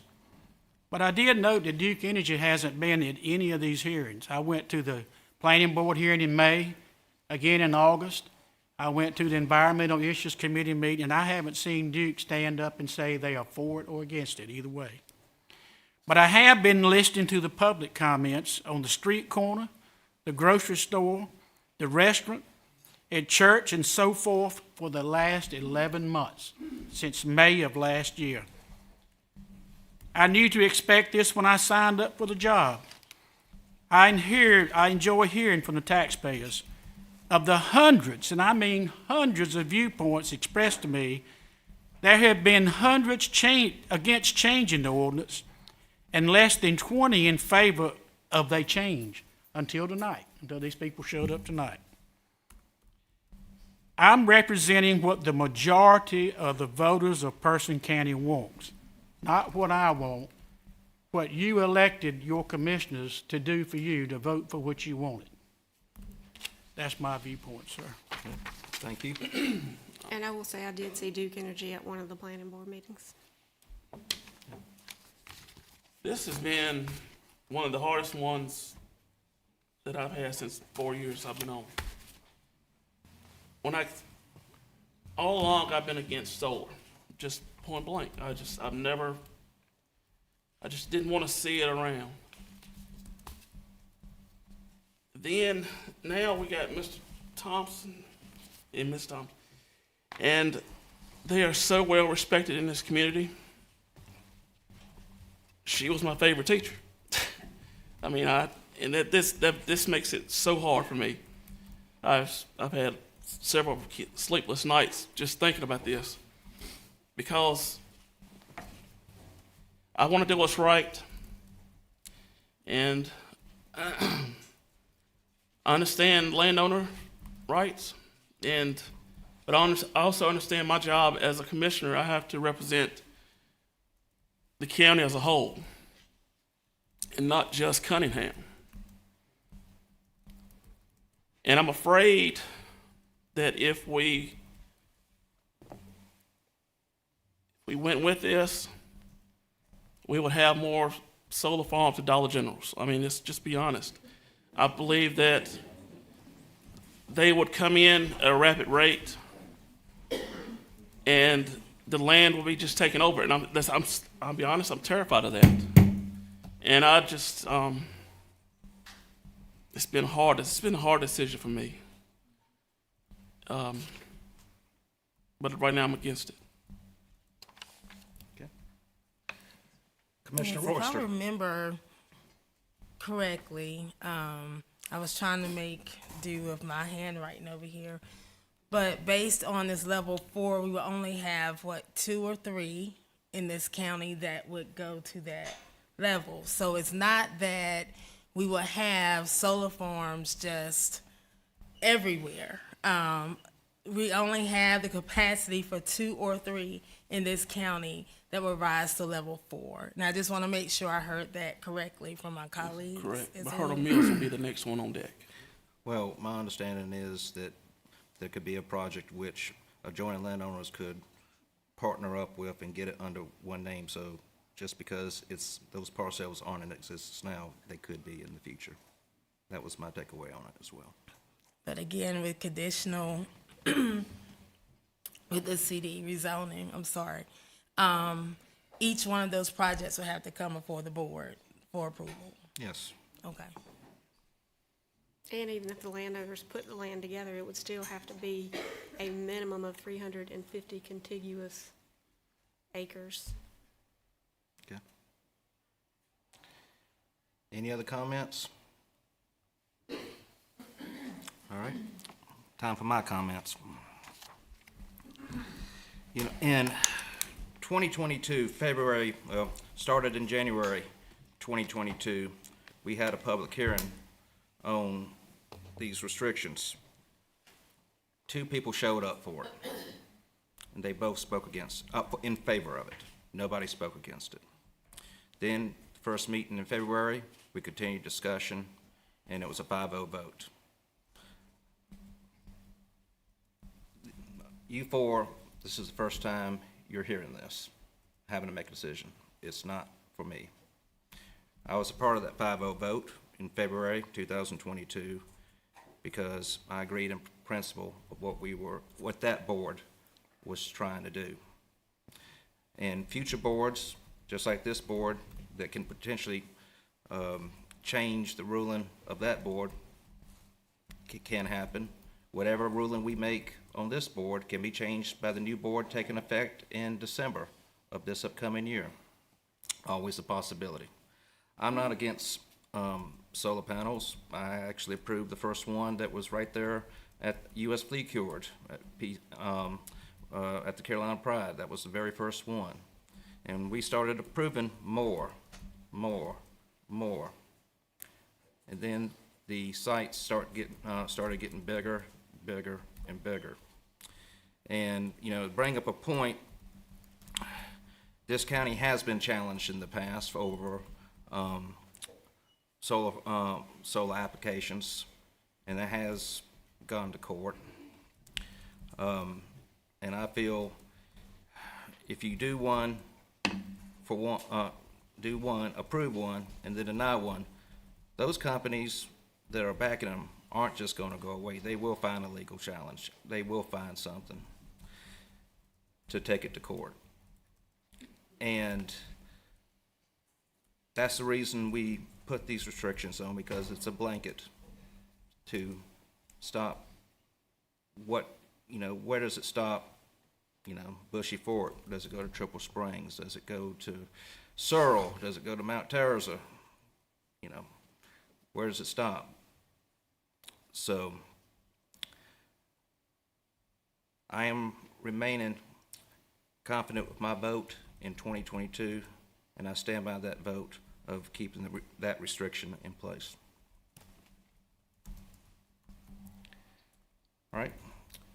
Any other further discussion on the motion? Having hearing none, calling a motion. All in favor of said motion, please vote by saying aye. Aye. Those opposed? No. Mr. Chair, I have that recorded as a 3-2 with the 3 opposed, Long, Thomas, and yourself. Yes, ma'am. Thank you. All right. Motion fails. All right. Next item. Mr. Chairman. Yes. Looking at the consistency statement and the denial Get a what now? we need the board not to. Are you gonna take a recess? Okay. We're not ready to do that this evening. We'll bring it back. That'll be fine. I'll let Commissioner Catherine Yeah. know. I've got a question for Mitch. Yeah.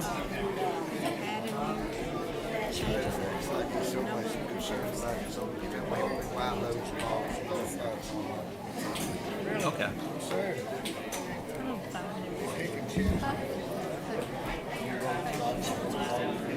Yes. Board will take a 5-minute recess.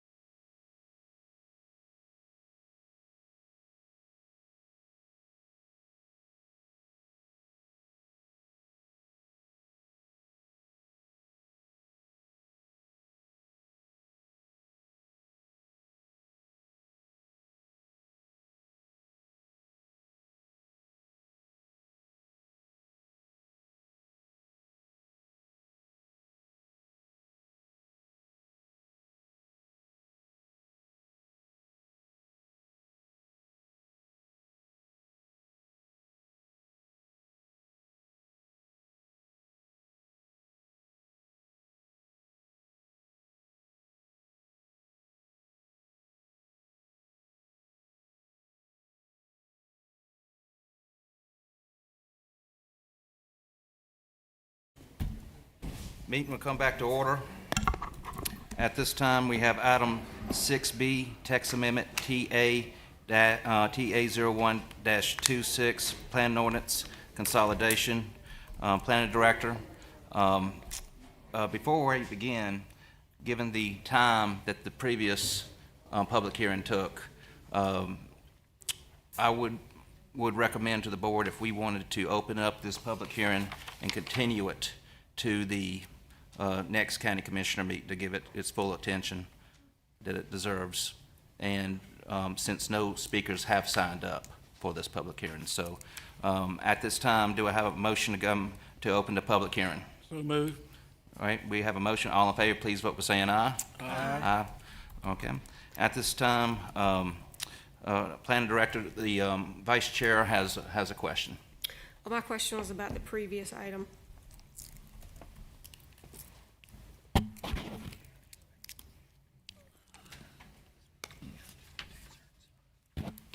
I'm sorry?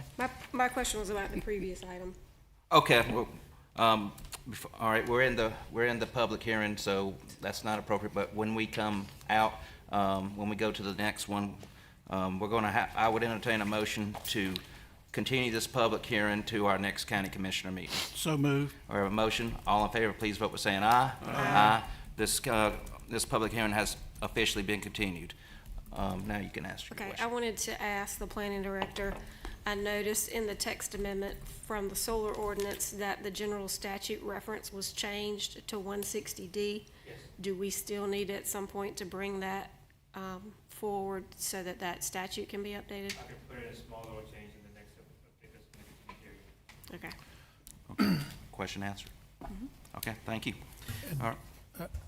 Mr. Chairman, if we're still talking about the solar text amendment, I just want to let the board know that at your next board meeting, you, per 160D 605, need to adopt a consistency statement regarding the denial of the text amendment. Okay. But that can happen at the next meeting as well. Well, do we want, since we're, If the board is willing to entertain that, you could, and it'd be better to do it tonight. all right, do I have a motion to entertain that? So moved. All right. All right, we have a motion. All in favor, please vote by saying aye. Aye. Any opposed? Thank you, sir. Okay. That'll do. That was just making, Yeah, that's just a It was formality, official. pretty much. I didn't hear you say anything. Okay. Well, I can't multitask. I was trying to read something. All right. Item number 7, informal comments. Madam Clerk? We have one individual, sir. Okay. All right. Ask that individual to come forward. You have the full 10 minutes. And Mr. John Hill. Oh, no, he might take it. I'm just kidding. I know he will. Good evening, Commissioners. I'm just coming to you tonight as the Parks and Recreation Director and as a county employee. I would want all of us to keep Mr. Mark Ashley and his family in your prayers, in your thoughts. This past week, we lost the longtime employee of Person County at from Mayo Park. And Mark Ashley has been a big pillar of this community. He's been a part of the park system for 17 years. He was wonderful to our citizens. He loved kids. He loved helping out, programs. He's worked from anything from Little League Baseball to, helping with personality for the Kirby Theater, Mayo Park for so many years, and he has been a big ambassador to Mayo Park, Mayo Lake, and to the tourism in Person County. So I just wanted to bring that, you probably were already aware, but I just wanted, I felt like I needed to say something because this weekend, we've been heartbroken for, all last week. And I would also, pretty soon, I'd like to entertain at some point that we consider naming some type of facility at Mayo Lake Park in honor of his service there. And that would be very similar to what a lot of other places do for naming a facility to honor somebody's service. And I think professionally and personally, I think this would be very fitting at Mayo Lake Park to consider. Okay, thank you so much. Mr. Chairman, can we make a motion at this point? Not at this juncture, but Okay. I would probably ask that to be put on, have a more formal recognition of it than being thrown I got you. thrown on the agenda tonight. All right, that concludes our informal comments. All right, item number 8, discussion, adjustment, approval of the consent agenda. Any discussing adjustments? Having hearing none, all in favor, or do I have a motion to approve? So moved. All right, we have a motion. All in favor, please vote by saying aye. Aye. Any opposed? Ayes have it. Consent agenda has been approved. Item 9A, donation request for naming rights for Centennial Park Trails, John Hill. I'm going to be as short and concise as possible. As you know, we've been working on Centennial Park, formerly known as County Farm Park, since 2003. We've made a lot of progress over those years. Right now, we've involved tons of volunteers, organizations, so on and so forth. Hence, it being called Rotary Centennial Park now. We've built approximately, roughly in 6 miles of trail. And that's not official yet, but 6 miles of actual walking trail, and then trail that can be used by multiple vehicles, like emergency service, so on and so forth. We're up to about 10 miles. One of the big pushes for this has been our local volunteer groups, and also the Triangle Off-Road Cycle Association, based out of Raleigh, has been a big push for that. To help build these trails for Person County. We have actually built, with their leadership and our local volunteers, Torque has built about $190,000 worth of trail, and that would be at about $5 per linear foot is the going market rate. They're offering us an opportunity to build a high-end flow track trail that would be a very big tourist attraction to cycle enthusiasts around us, but also a big attraction to our local cyclists, off-road cyclists in Person County. Their donation would be in the amount of $18,550, and that would be for a contract to pay a professional trail company to come in and build that particular section of trail. We're probably it's roughly about 3/4 of a mile of trail. In return, they would like the naming rights for that particular section of trail, and I believe that it is consistent with our naming policy that we've already used at Centennial Park, and I think that if we could leverage this money to offset tax dollars to build that particular section of trail, that would be great. All right, you've heard the presentation. What is the board? I like that it comes back to the county manager once they have determined the name, so that it's not, they don't have the final say. Yeah, and that name is going to be mirrored after some outdoor recreation industry or type business. It wouldn't be named after, it would be directed towards that industry, outdoor recreation. Move to approve. All right, now do you need the specific motion as stated? Yes, sir. Okay. Approve granting the naming rights to Torque for the specified trail section in exchange for their $18,555 construction contribution, and authorize the county manager to approve the chosen name. We have a motion. All in favor, please vote by saying aye. Aye. Any opposed? Ayes have it. Motion's been approved. Thank y'all so much. Thank you. Have a good night. All right, item 9B, 2027 to 2031 recommended CIP.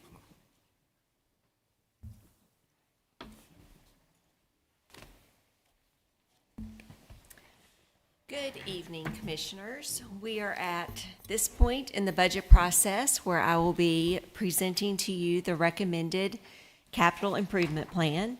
Our Chief Financial Officer, Tracy Clayton, is also here. We'll both be happy to answer any questions that you may have following the presentation.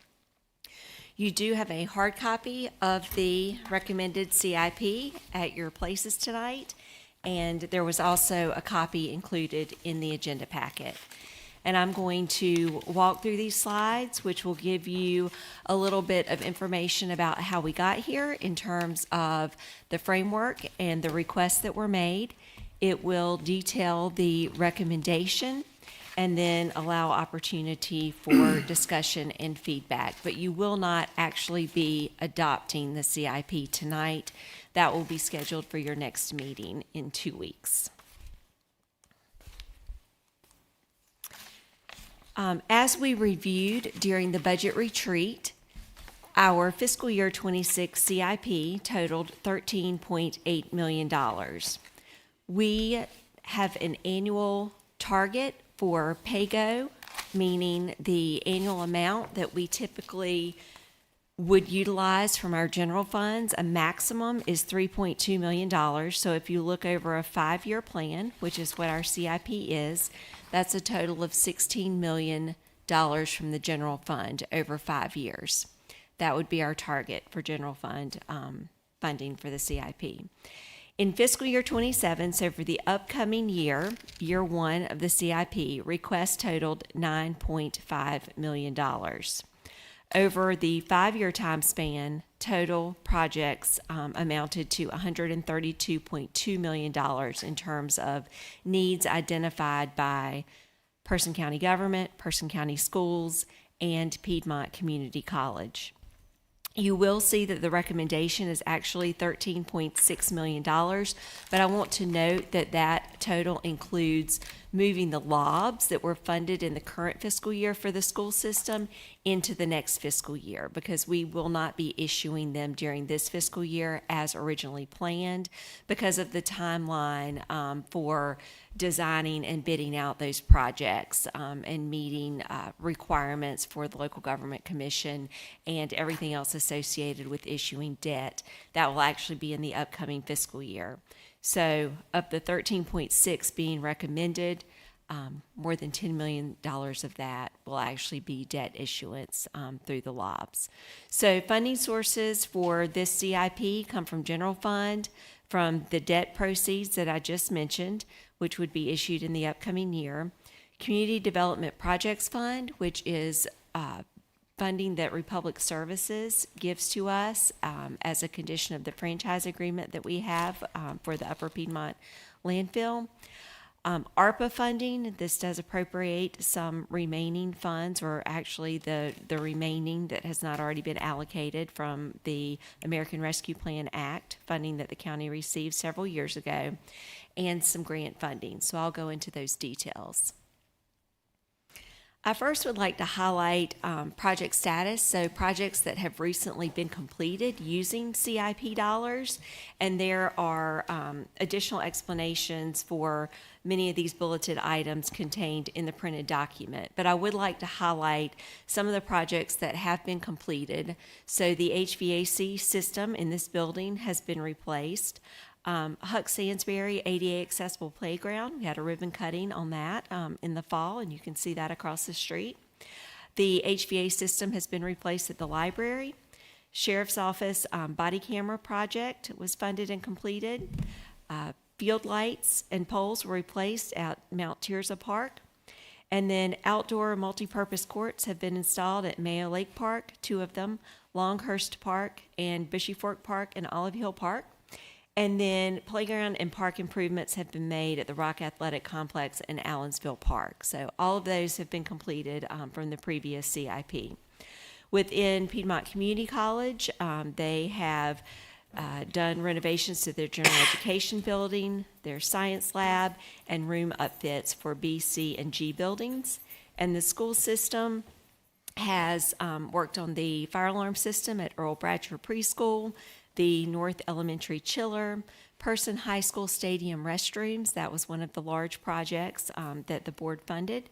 Person High School parking lot, Helena Elementary, Stories Creek water source heat pumps, Helena Elementary School floor tiles, and Northern Middle School rooftop HVAC. So those CIP dollars have gone a long way in completing projects that address quality of life and services that are being provided by the Person County government as well as our educational partners.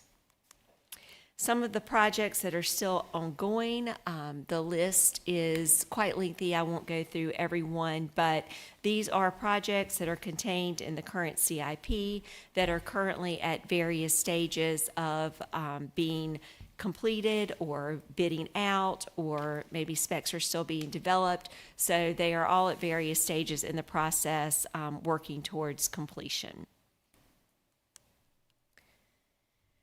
So for the upcoming CIP, I do want to detail what is within the recommendation. So when it comes to our county government projects, there are upgrades for the plumbing at the Law Enforcement Center. We have already done some of these upgrades and seen very positive improvements with the way the plumbing systems are operating, with having fewer issues with tampering and needed response by our maintenance staff.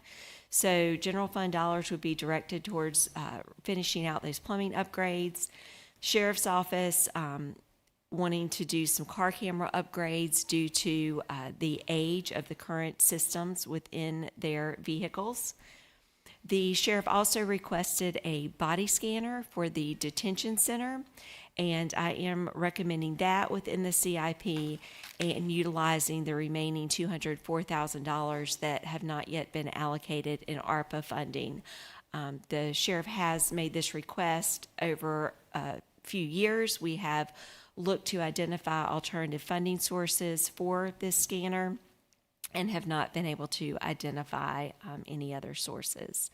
With emergency services, there's a request for ballistic protection that is budgeted contingent upon receiving grant funding. So they are looking for available grants to complete that project. And then moving ahead with our routine replacements of playgrounds to create ADA accessible playgrounds at our parks, and athletic and field light and pole replacements for that aging infrastructure. And then the CIP also includes the splash pad, which has been discussed for a number of years, and that is included contingent upon receiving a grant and outside funding as matching sources for that grant. Moving on to the school system projects, these total $11.6 million, but as you can see, $10.2 million of that are the elementary school accessibility, safety, and security improvements that were originally included in this current CIP. So those would, that work would be done at Stories Creek, South Elementary, Oak Lane, Helena, and Earl Bradshaw Preschool.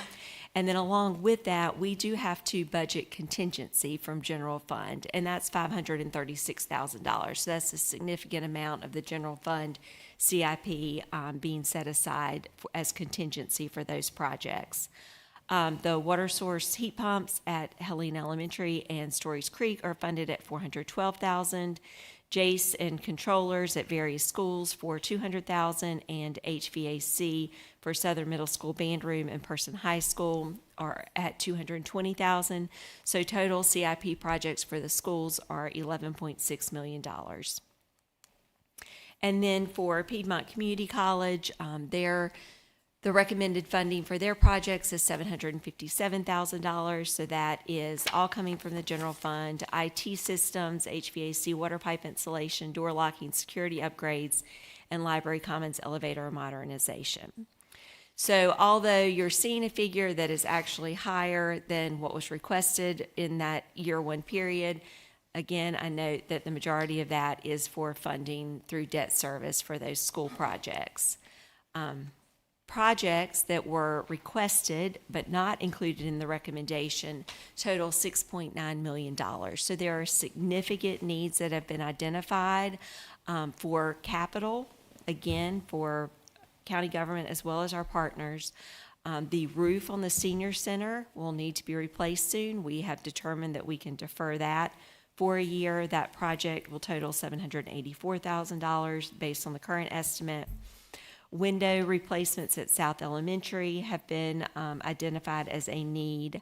An emergency services building, there was originally requested for design for that building, and that's not included in the recommendation. The ESU Rapid Response Unit is the space cap for one of the supervisor vehicles. And Parks and Recreation projects, a variety there totaling $767,000 are not included in the recommended budget. So HVACs in the gyms, gym renovations and painting, tennis court, and walking track repairs.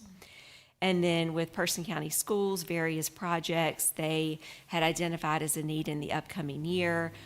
We worked with them to prioritize and put in the recommendation their top priority projects, but they have needs for intercom replacements, floor tile and exterior doors, electronic door locks, elementary school playground replacements to make their playgrounds more accessible, and window replacements at Person High School. And then with Piedmont Community College, they had $731,000 of requests that did not make it in that year one timeframe: HVAC water pipe installation, mechanical, electrical, and plumbing replacements, and parking lot ramp to improve accessibility. And then South Campus renovations, which were requested at $2 million. So that gives you an overview of what is included in this document, which has quite a bit of explanation in it for the various projects that have been requested and those that have been recommended. The next step in the process will be adoption of the CIP on April 20th. And then as we continue along with the budget process, that adopted CIP feeds into the manager's recommended budget, which will be presented on May 18th. We'll have the budget public hearing on June 1st, budget work sessions following that, with adoption of the annual budget on June 15th.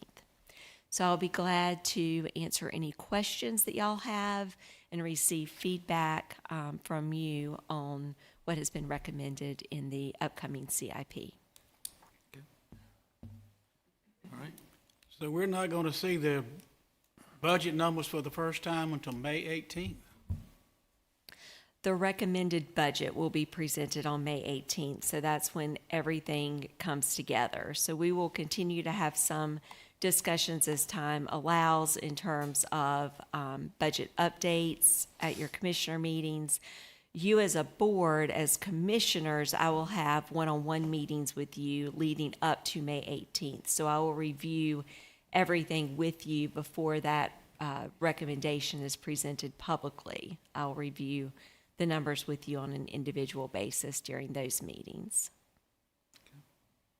I noticed that the building facilities assessment is not in here. Are you expecting that to be done in this budget year within 2 months? So we need to get that kicked off. So Ray has worked on a draft, but we have not yet finalized that for publication. So that is one of the projects that is in the process, but has not been released yet for the RFQ. Okay, so he worked on a draft for the RFQ. Yes, yes.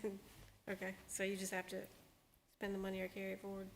Right, yeah, and that's what happens with our CIP projects. They remain in projects that go on year after year. So that funding remains.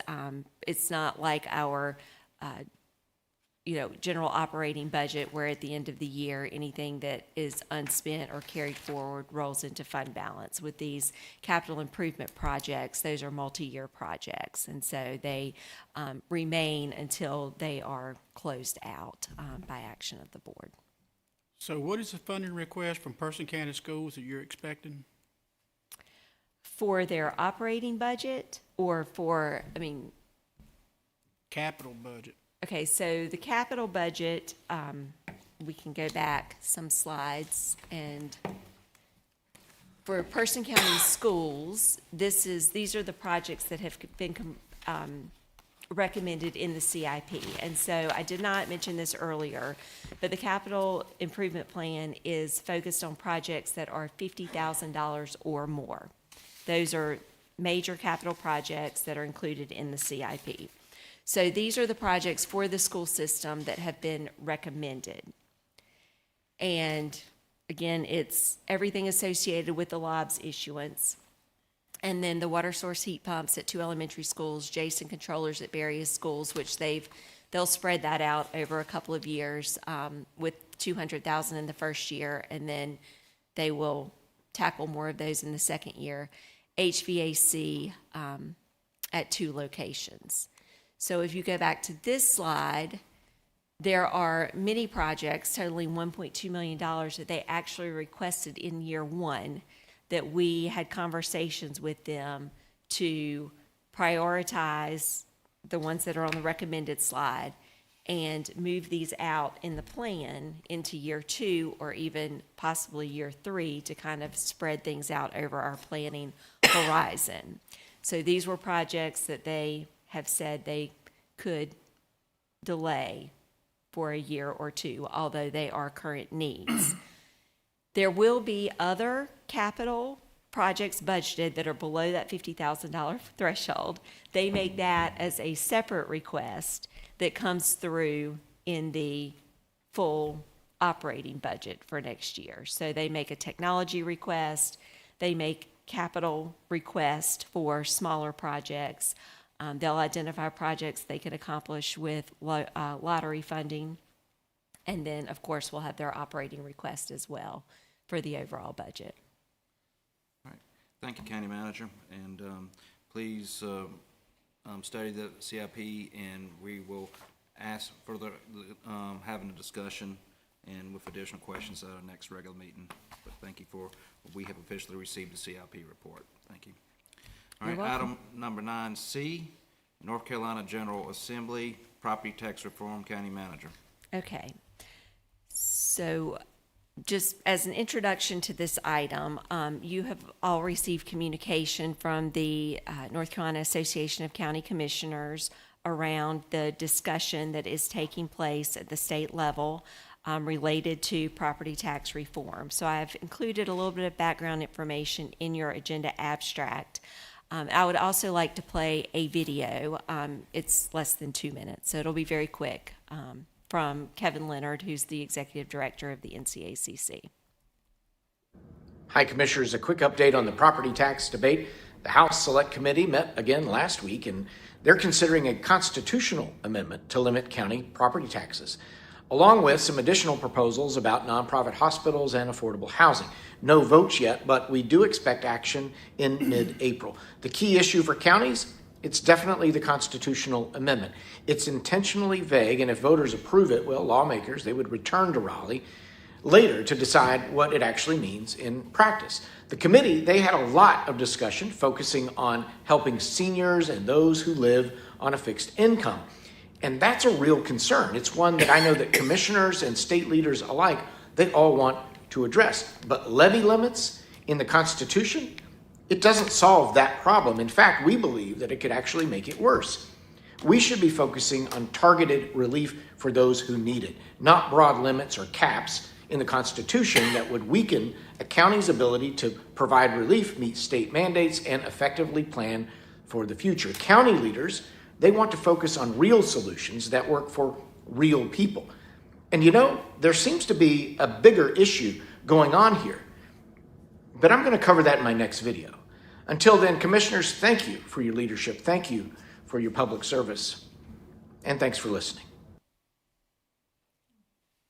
So I have this item on the agenda tonight for the board's discussion and reflection on the conversations that have been happening at the state level.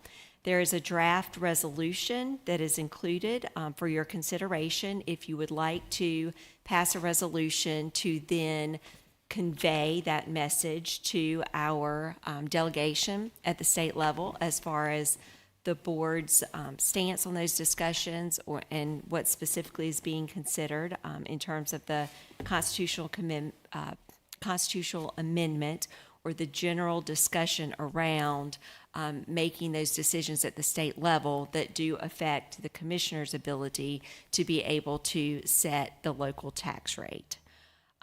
Currently, our budget for fiscal year '26 is made up 57.3% of the general fund is funded through property tax, so that's $45.4 million.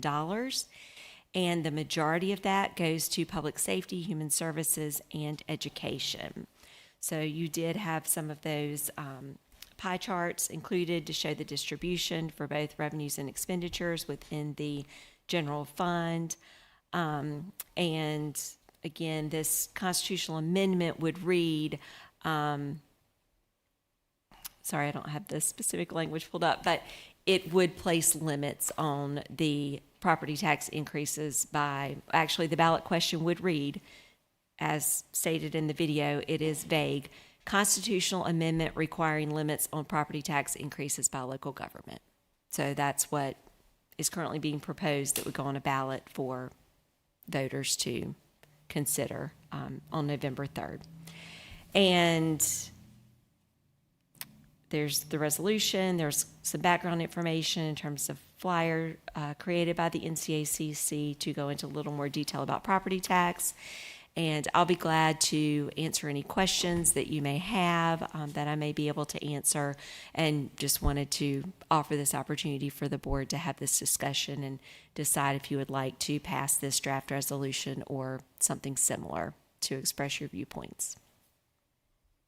So I like the resolution, but I'm concerned that it's not, the language in the last paragraph isn't strong enough to say that we would oppose that going on the ballot, which I hope we would, because who is not going to go and vote for something that just says, hey, vote to have your limits on how much your taxes can increase, without understanding the complexity of it and thinking through the unintended consequences of, you know, changing a system that's been in place for 150 years.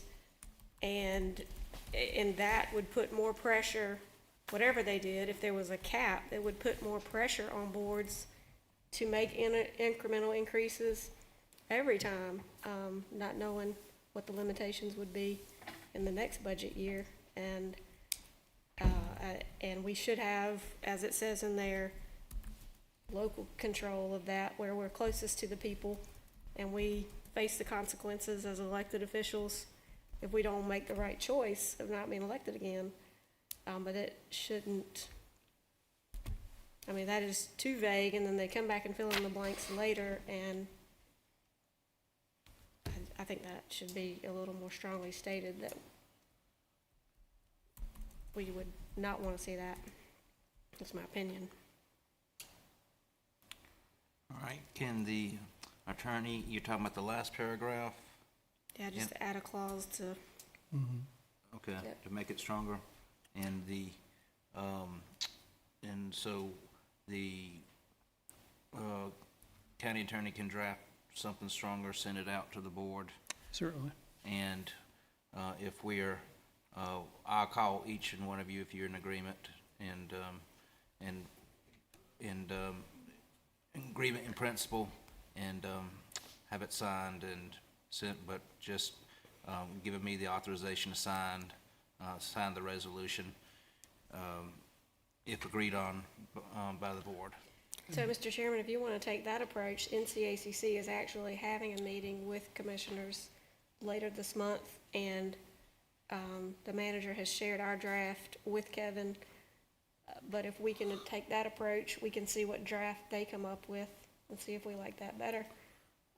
So the thing that was an issue here was they're going to vote on April 15th potentially. We don't meet again until after that, but the NCACC is meeting, and we'll have a draft, and maybe we could wait for that one, and if we can do it by phone call. If I may, Chairman and Vice Chair, the board could vote to approve the amendment or the resolution with Commissioner Wilburn's proposed amendments, and then leave the final language to be finalized by the county attorney. And certainly that way you all have approved the resolution, and as you suggested, Mr. Perry, your board members could see the final language before it's executed. But that way you don't necessarily need to do the wordsmithing here at the meeting this evening, but you'll have the board formally approving the amendment or the You're gonna resolution. read us what we're gonna approve then? You'll be sent it by email. Okay. Is I mean, you'll be sending it and I'll call and make sure everyone's okay with it individually. Because at the end of the day, whatever they approve in Raleigh, that's what we're gonna have to work with. Yeah. All right. And I would just, I mean, what I'm hearing is it could be as simple as oppose adding, inserting, after desires to provide tax relief to those in need, opposes adding the constitutional amendment to the ballot in November, and supports maintaining local control over tax and spending decisions for the reasons stated in this resolution. And we might even say because of unintended consequences, because, I mean, we don't want to look Sure. like we're opposing tax relief for people who need it, but it should, you know, we should have the say over how much we raise or lower taxes based on what people tell us they want to see providing their services. All right, so do I have such a motion? So moved. All right, Madam Clerk, do you have the spirit of the motion? Yes, sir, I do. Thank you. All in favor, please vote by saying aye. Aye. Any opposed? The ayes have it. Motion's been approved. Chairman's report, just want to thank everyone for their undivided attention tonight. I know it's been a long meeting, but that's all I have to report. County Manager. I wanted to mention that the board may have received a petition from change.org related to pre-disaster sheltering planning. And I just wanted to assure you that we do have a shelter plan in place. It has been undergoing review and will be updated in the near future. And that is a joint effort between emergency management, social services, and other key partners that are responsible for sheltering. We as a county have done some other we've made some other efforts in addition to offering that emergency shelter in the event of extreme weather events, where we've done some warming centers, and we actually offered a place of refuge when the last storm came through. Those are not standardized practices that we've had in place, but something that we have offered with that there has been little participation in those, no response truly from the community in terms of taking advantage of those offerings, but we will continue to evaluate that. The sheltering plan itself will focus on emergency shelters, but we will look at other ways that we may be able to offer services to the community that will be of value and taken advantage of and offered in those types of situations. So those will be ongoing discussions, and I just wanted to let you know and let the public know that we do have a plan in place and are ready to respond in the event of emergencies. And that there are specific provisions at the state level that guide those specific sheltering plans. Good, thank you. Commissioner Long. Yes, sir. You want my comments? Well, I'm surprised you start with me over here, okay? I look forward to the scheduled stakeholder meeting concerning Mayo Lake. I think that's coming up on April the 15th, the first meeting that they're having. I attended the fire chiefs meeting last week. There were concerns about continued VHF radio issues and the apparent AHA, American Heart Association, recommendation to discontinue the use of the Lucas system, which Person County continues to make financial payments on. I think we financed that for 10 years. As you recall, the local volunteer fire departments were not in support on this large item purchase. I will continue to look into this issue and report back to the board. To the county manager, I want to again stress my position on the 2026-27 budget.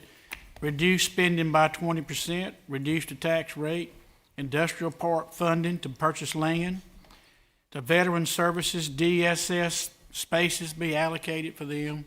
We've been talking about this now for almost, 7 or 8 months. I have concerns in reference to a recent issue with planning and zoning. Several times I've requested since September and again in December, the most recently in February, for the framework to reduce the spending by 20%. Several months ago at our Board of Commissioners meeting, I requested you to provide me the Roxborough Community Redevelopment Corporation Agreement, item number 1. $60,000 for support of the homeless shelter operations, furnishing and equipment. At this time, we have no homeless shelter, so funds should not have been expanded. Number 2, the Person County Manager was to receive a concise report no later than 8/15 of 2024. And I asked, was this received? If so, I would like a copy of this report.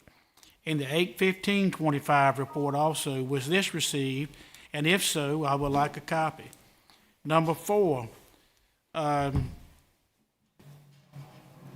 have a COI, Certificate of Insurance, to the county from the Roxborough Redevelopment Corporation. Did we receive that? That was required in that agreement, and I'd like a copy. I would like a copy of the financial audit from the County Finance Department pursuant to requirement number 5 in that agreement, where we expended the $60,000. I have taxpayers asking for receipts for the expended funds. Person County government is not nimble and it's not quick. And to be perfectly frank, I'm beginning to lose confidence in leadership's ability to lead. The Board of Commissioners were elected, or in my case, appointed to lead this county, and it's time for everyone on this board to do that, provide vision and lead. Thank you. Commissioner Royster. And so, even though Easter Sunday was yesterday, but I would still like to say Happy Easter.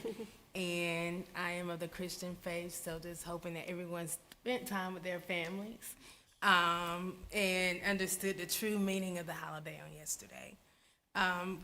Person County Health Department has completed the accreditation process. The adjudication final report is scheduled for May 1st. I want to really shout out the Health Department Director, Janet Clayton. She is serving as the WIC Director in addition to her other responsibilities. So I'm hoping that that position is filled soon. With Cooperative Extension, I know efforts are being made to fill the Extension Director position after Bo's retirement earlier this year. And I'm planning to attend the Youth Livestock Show in Granville County, so I need your positive thoughts to me because I'm not an outside person. So that's on tomorrow in Granville County. With the Chamber of Commerce, there have been a number of ribbon cuttings. We have the Bakery Boxing Club, where I'm so glad that Commissioner Wilburn was there because I actually thought it was a bakery. I didn't know it was a fitness center, so I was there to speak about thinking it was a bakery, but it's a Sergeant Myers person. But it was really exciting of what he's doing with the youth in the community. There, I also attended the Timberlake Community Food Bank ribbon cutting a couple weeks ago with Chairman Pereira out in Timberlake, where we learned over 1,000 families are served each month in Person County through that food bank.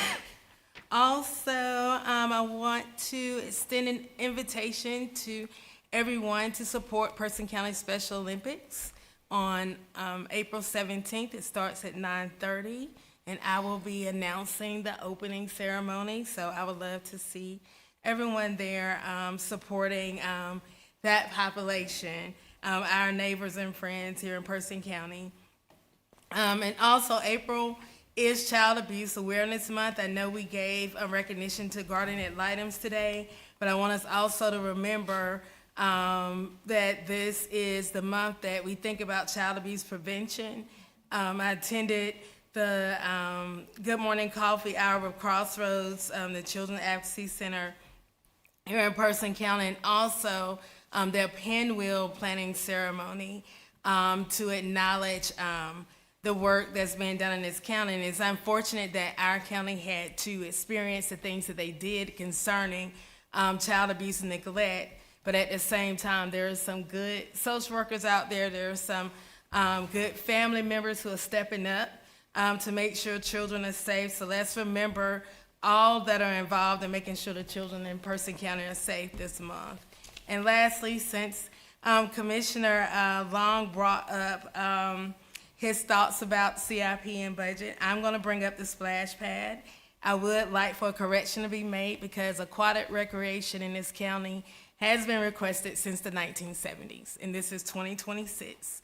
And I do know that there is community support and grant funding potentially available, so I want to think about that because right now about 30% of our population is feeling left out in decisions that are being made. And as I heard over and over tonight, that people elected us in these seats for certain reasons, for whatever reasons they elected us in these seats. And that was one I know that I stood on during my campaign.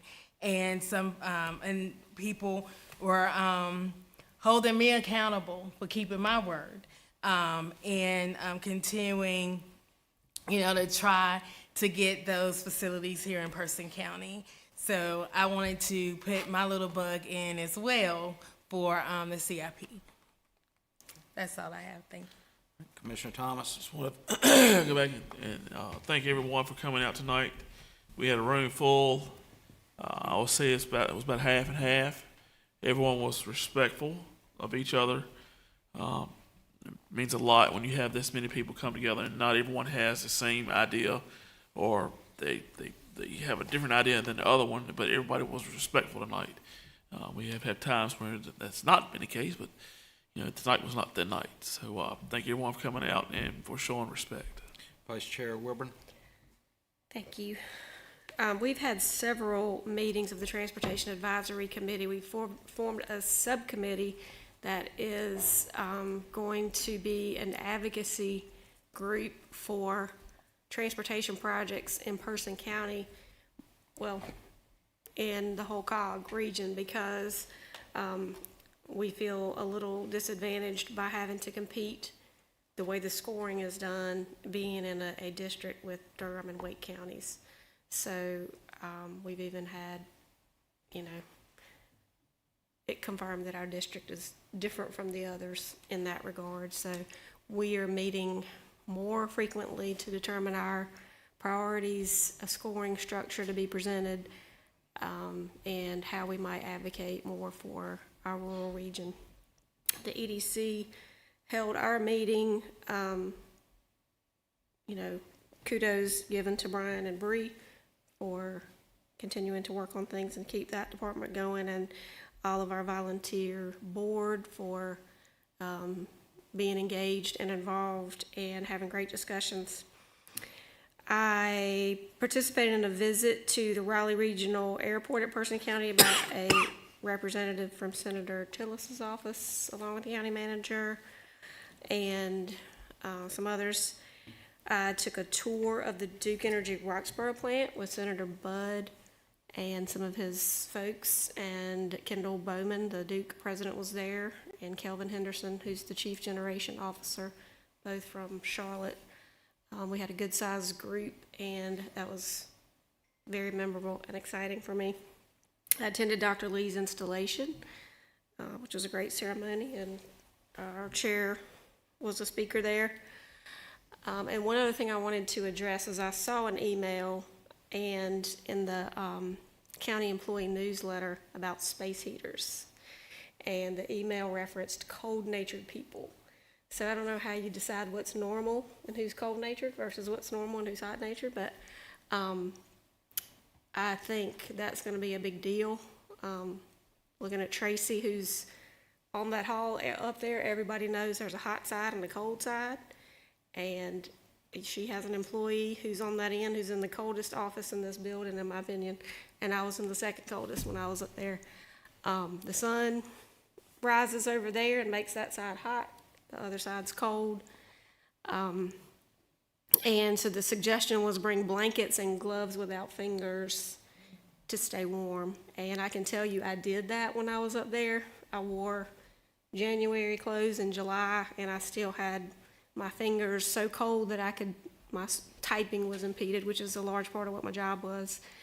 There are people with conditions who experience physical pain when they're cold, and it might not show up on an exit interview, but if there are people who are looking to greener pastures, I think being uncomfortable every day or a big part of the year could impact that. So I would think in 2026, there are heaters that would have all kinds of safety measures.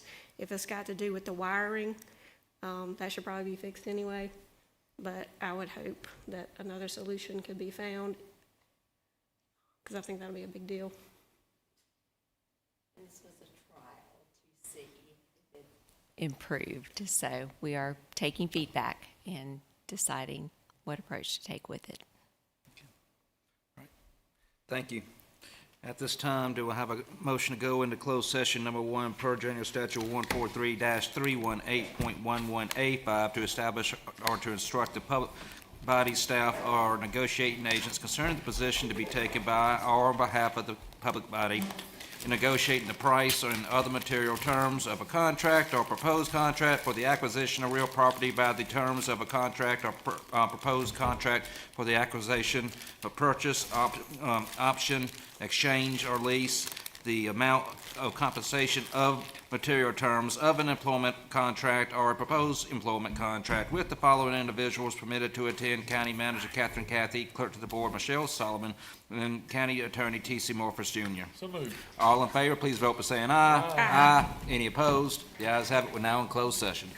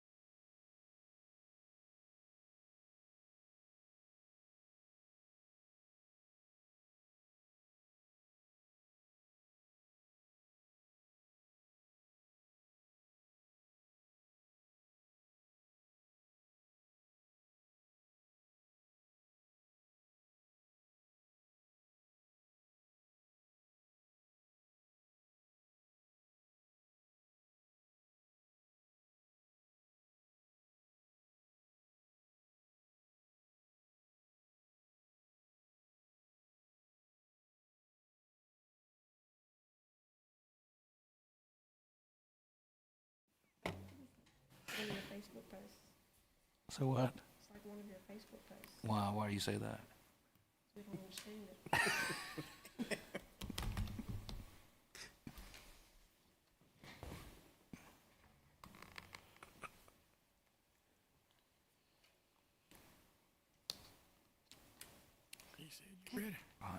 All right, we're now back in open session. Do I have a motion to adjourn the meeting? So moved. We have a motion. All in favor, please vote by saying aye. Aye. Any opposed? The ayes have it. Meeting's adjourned.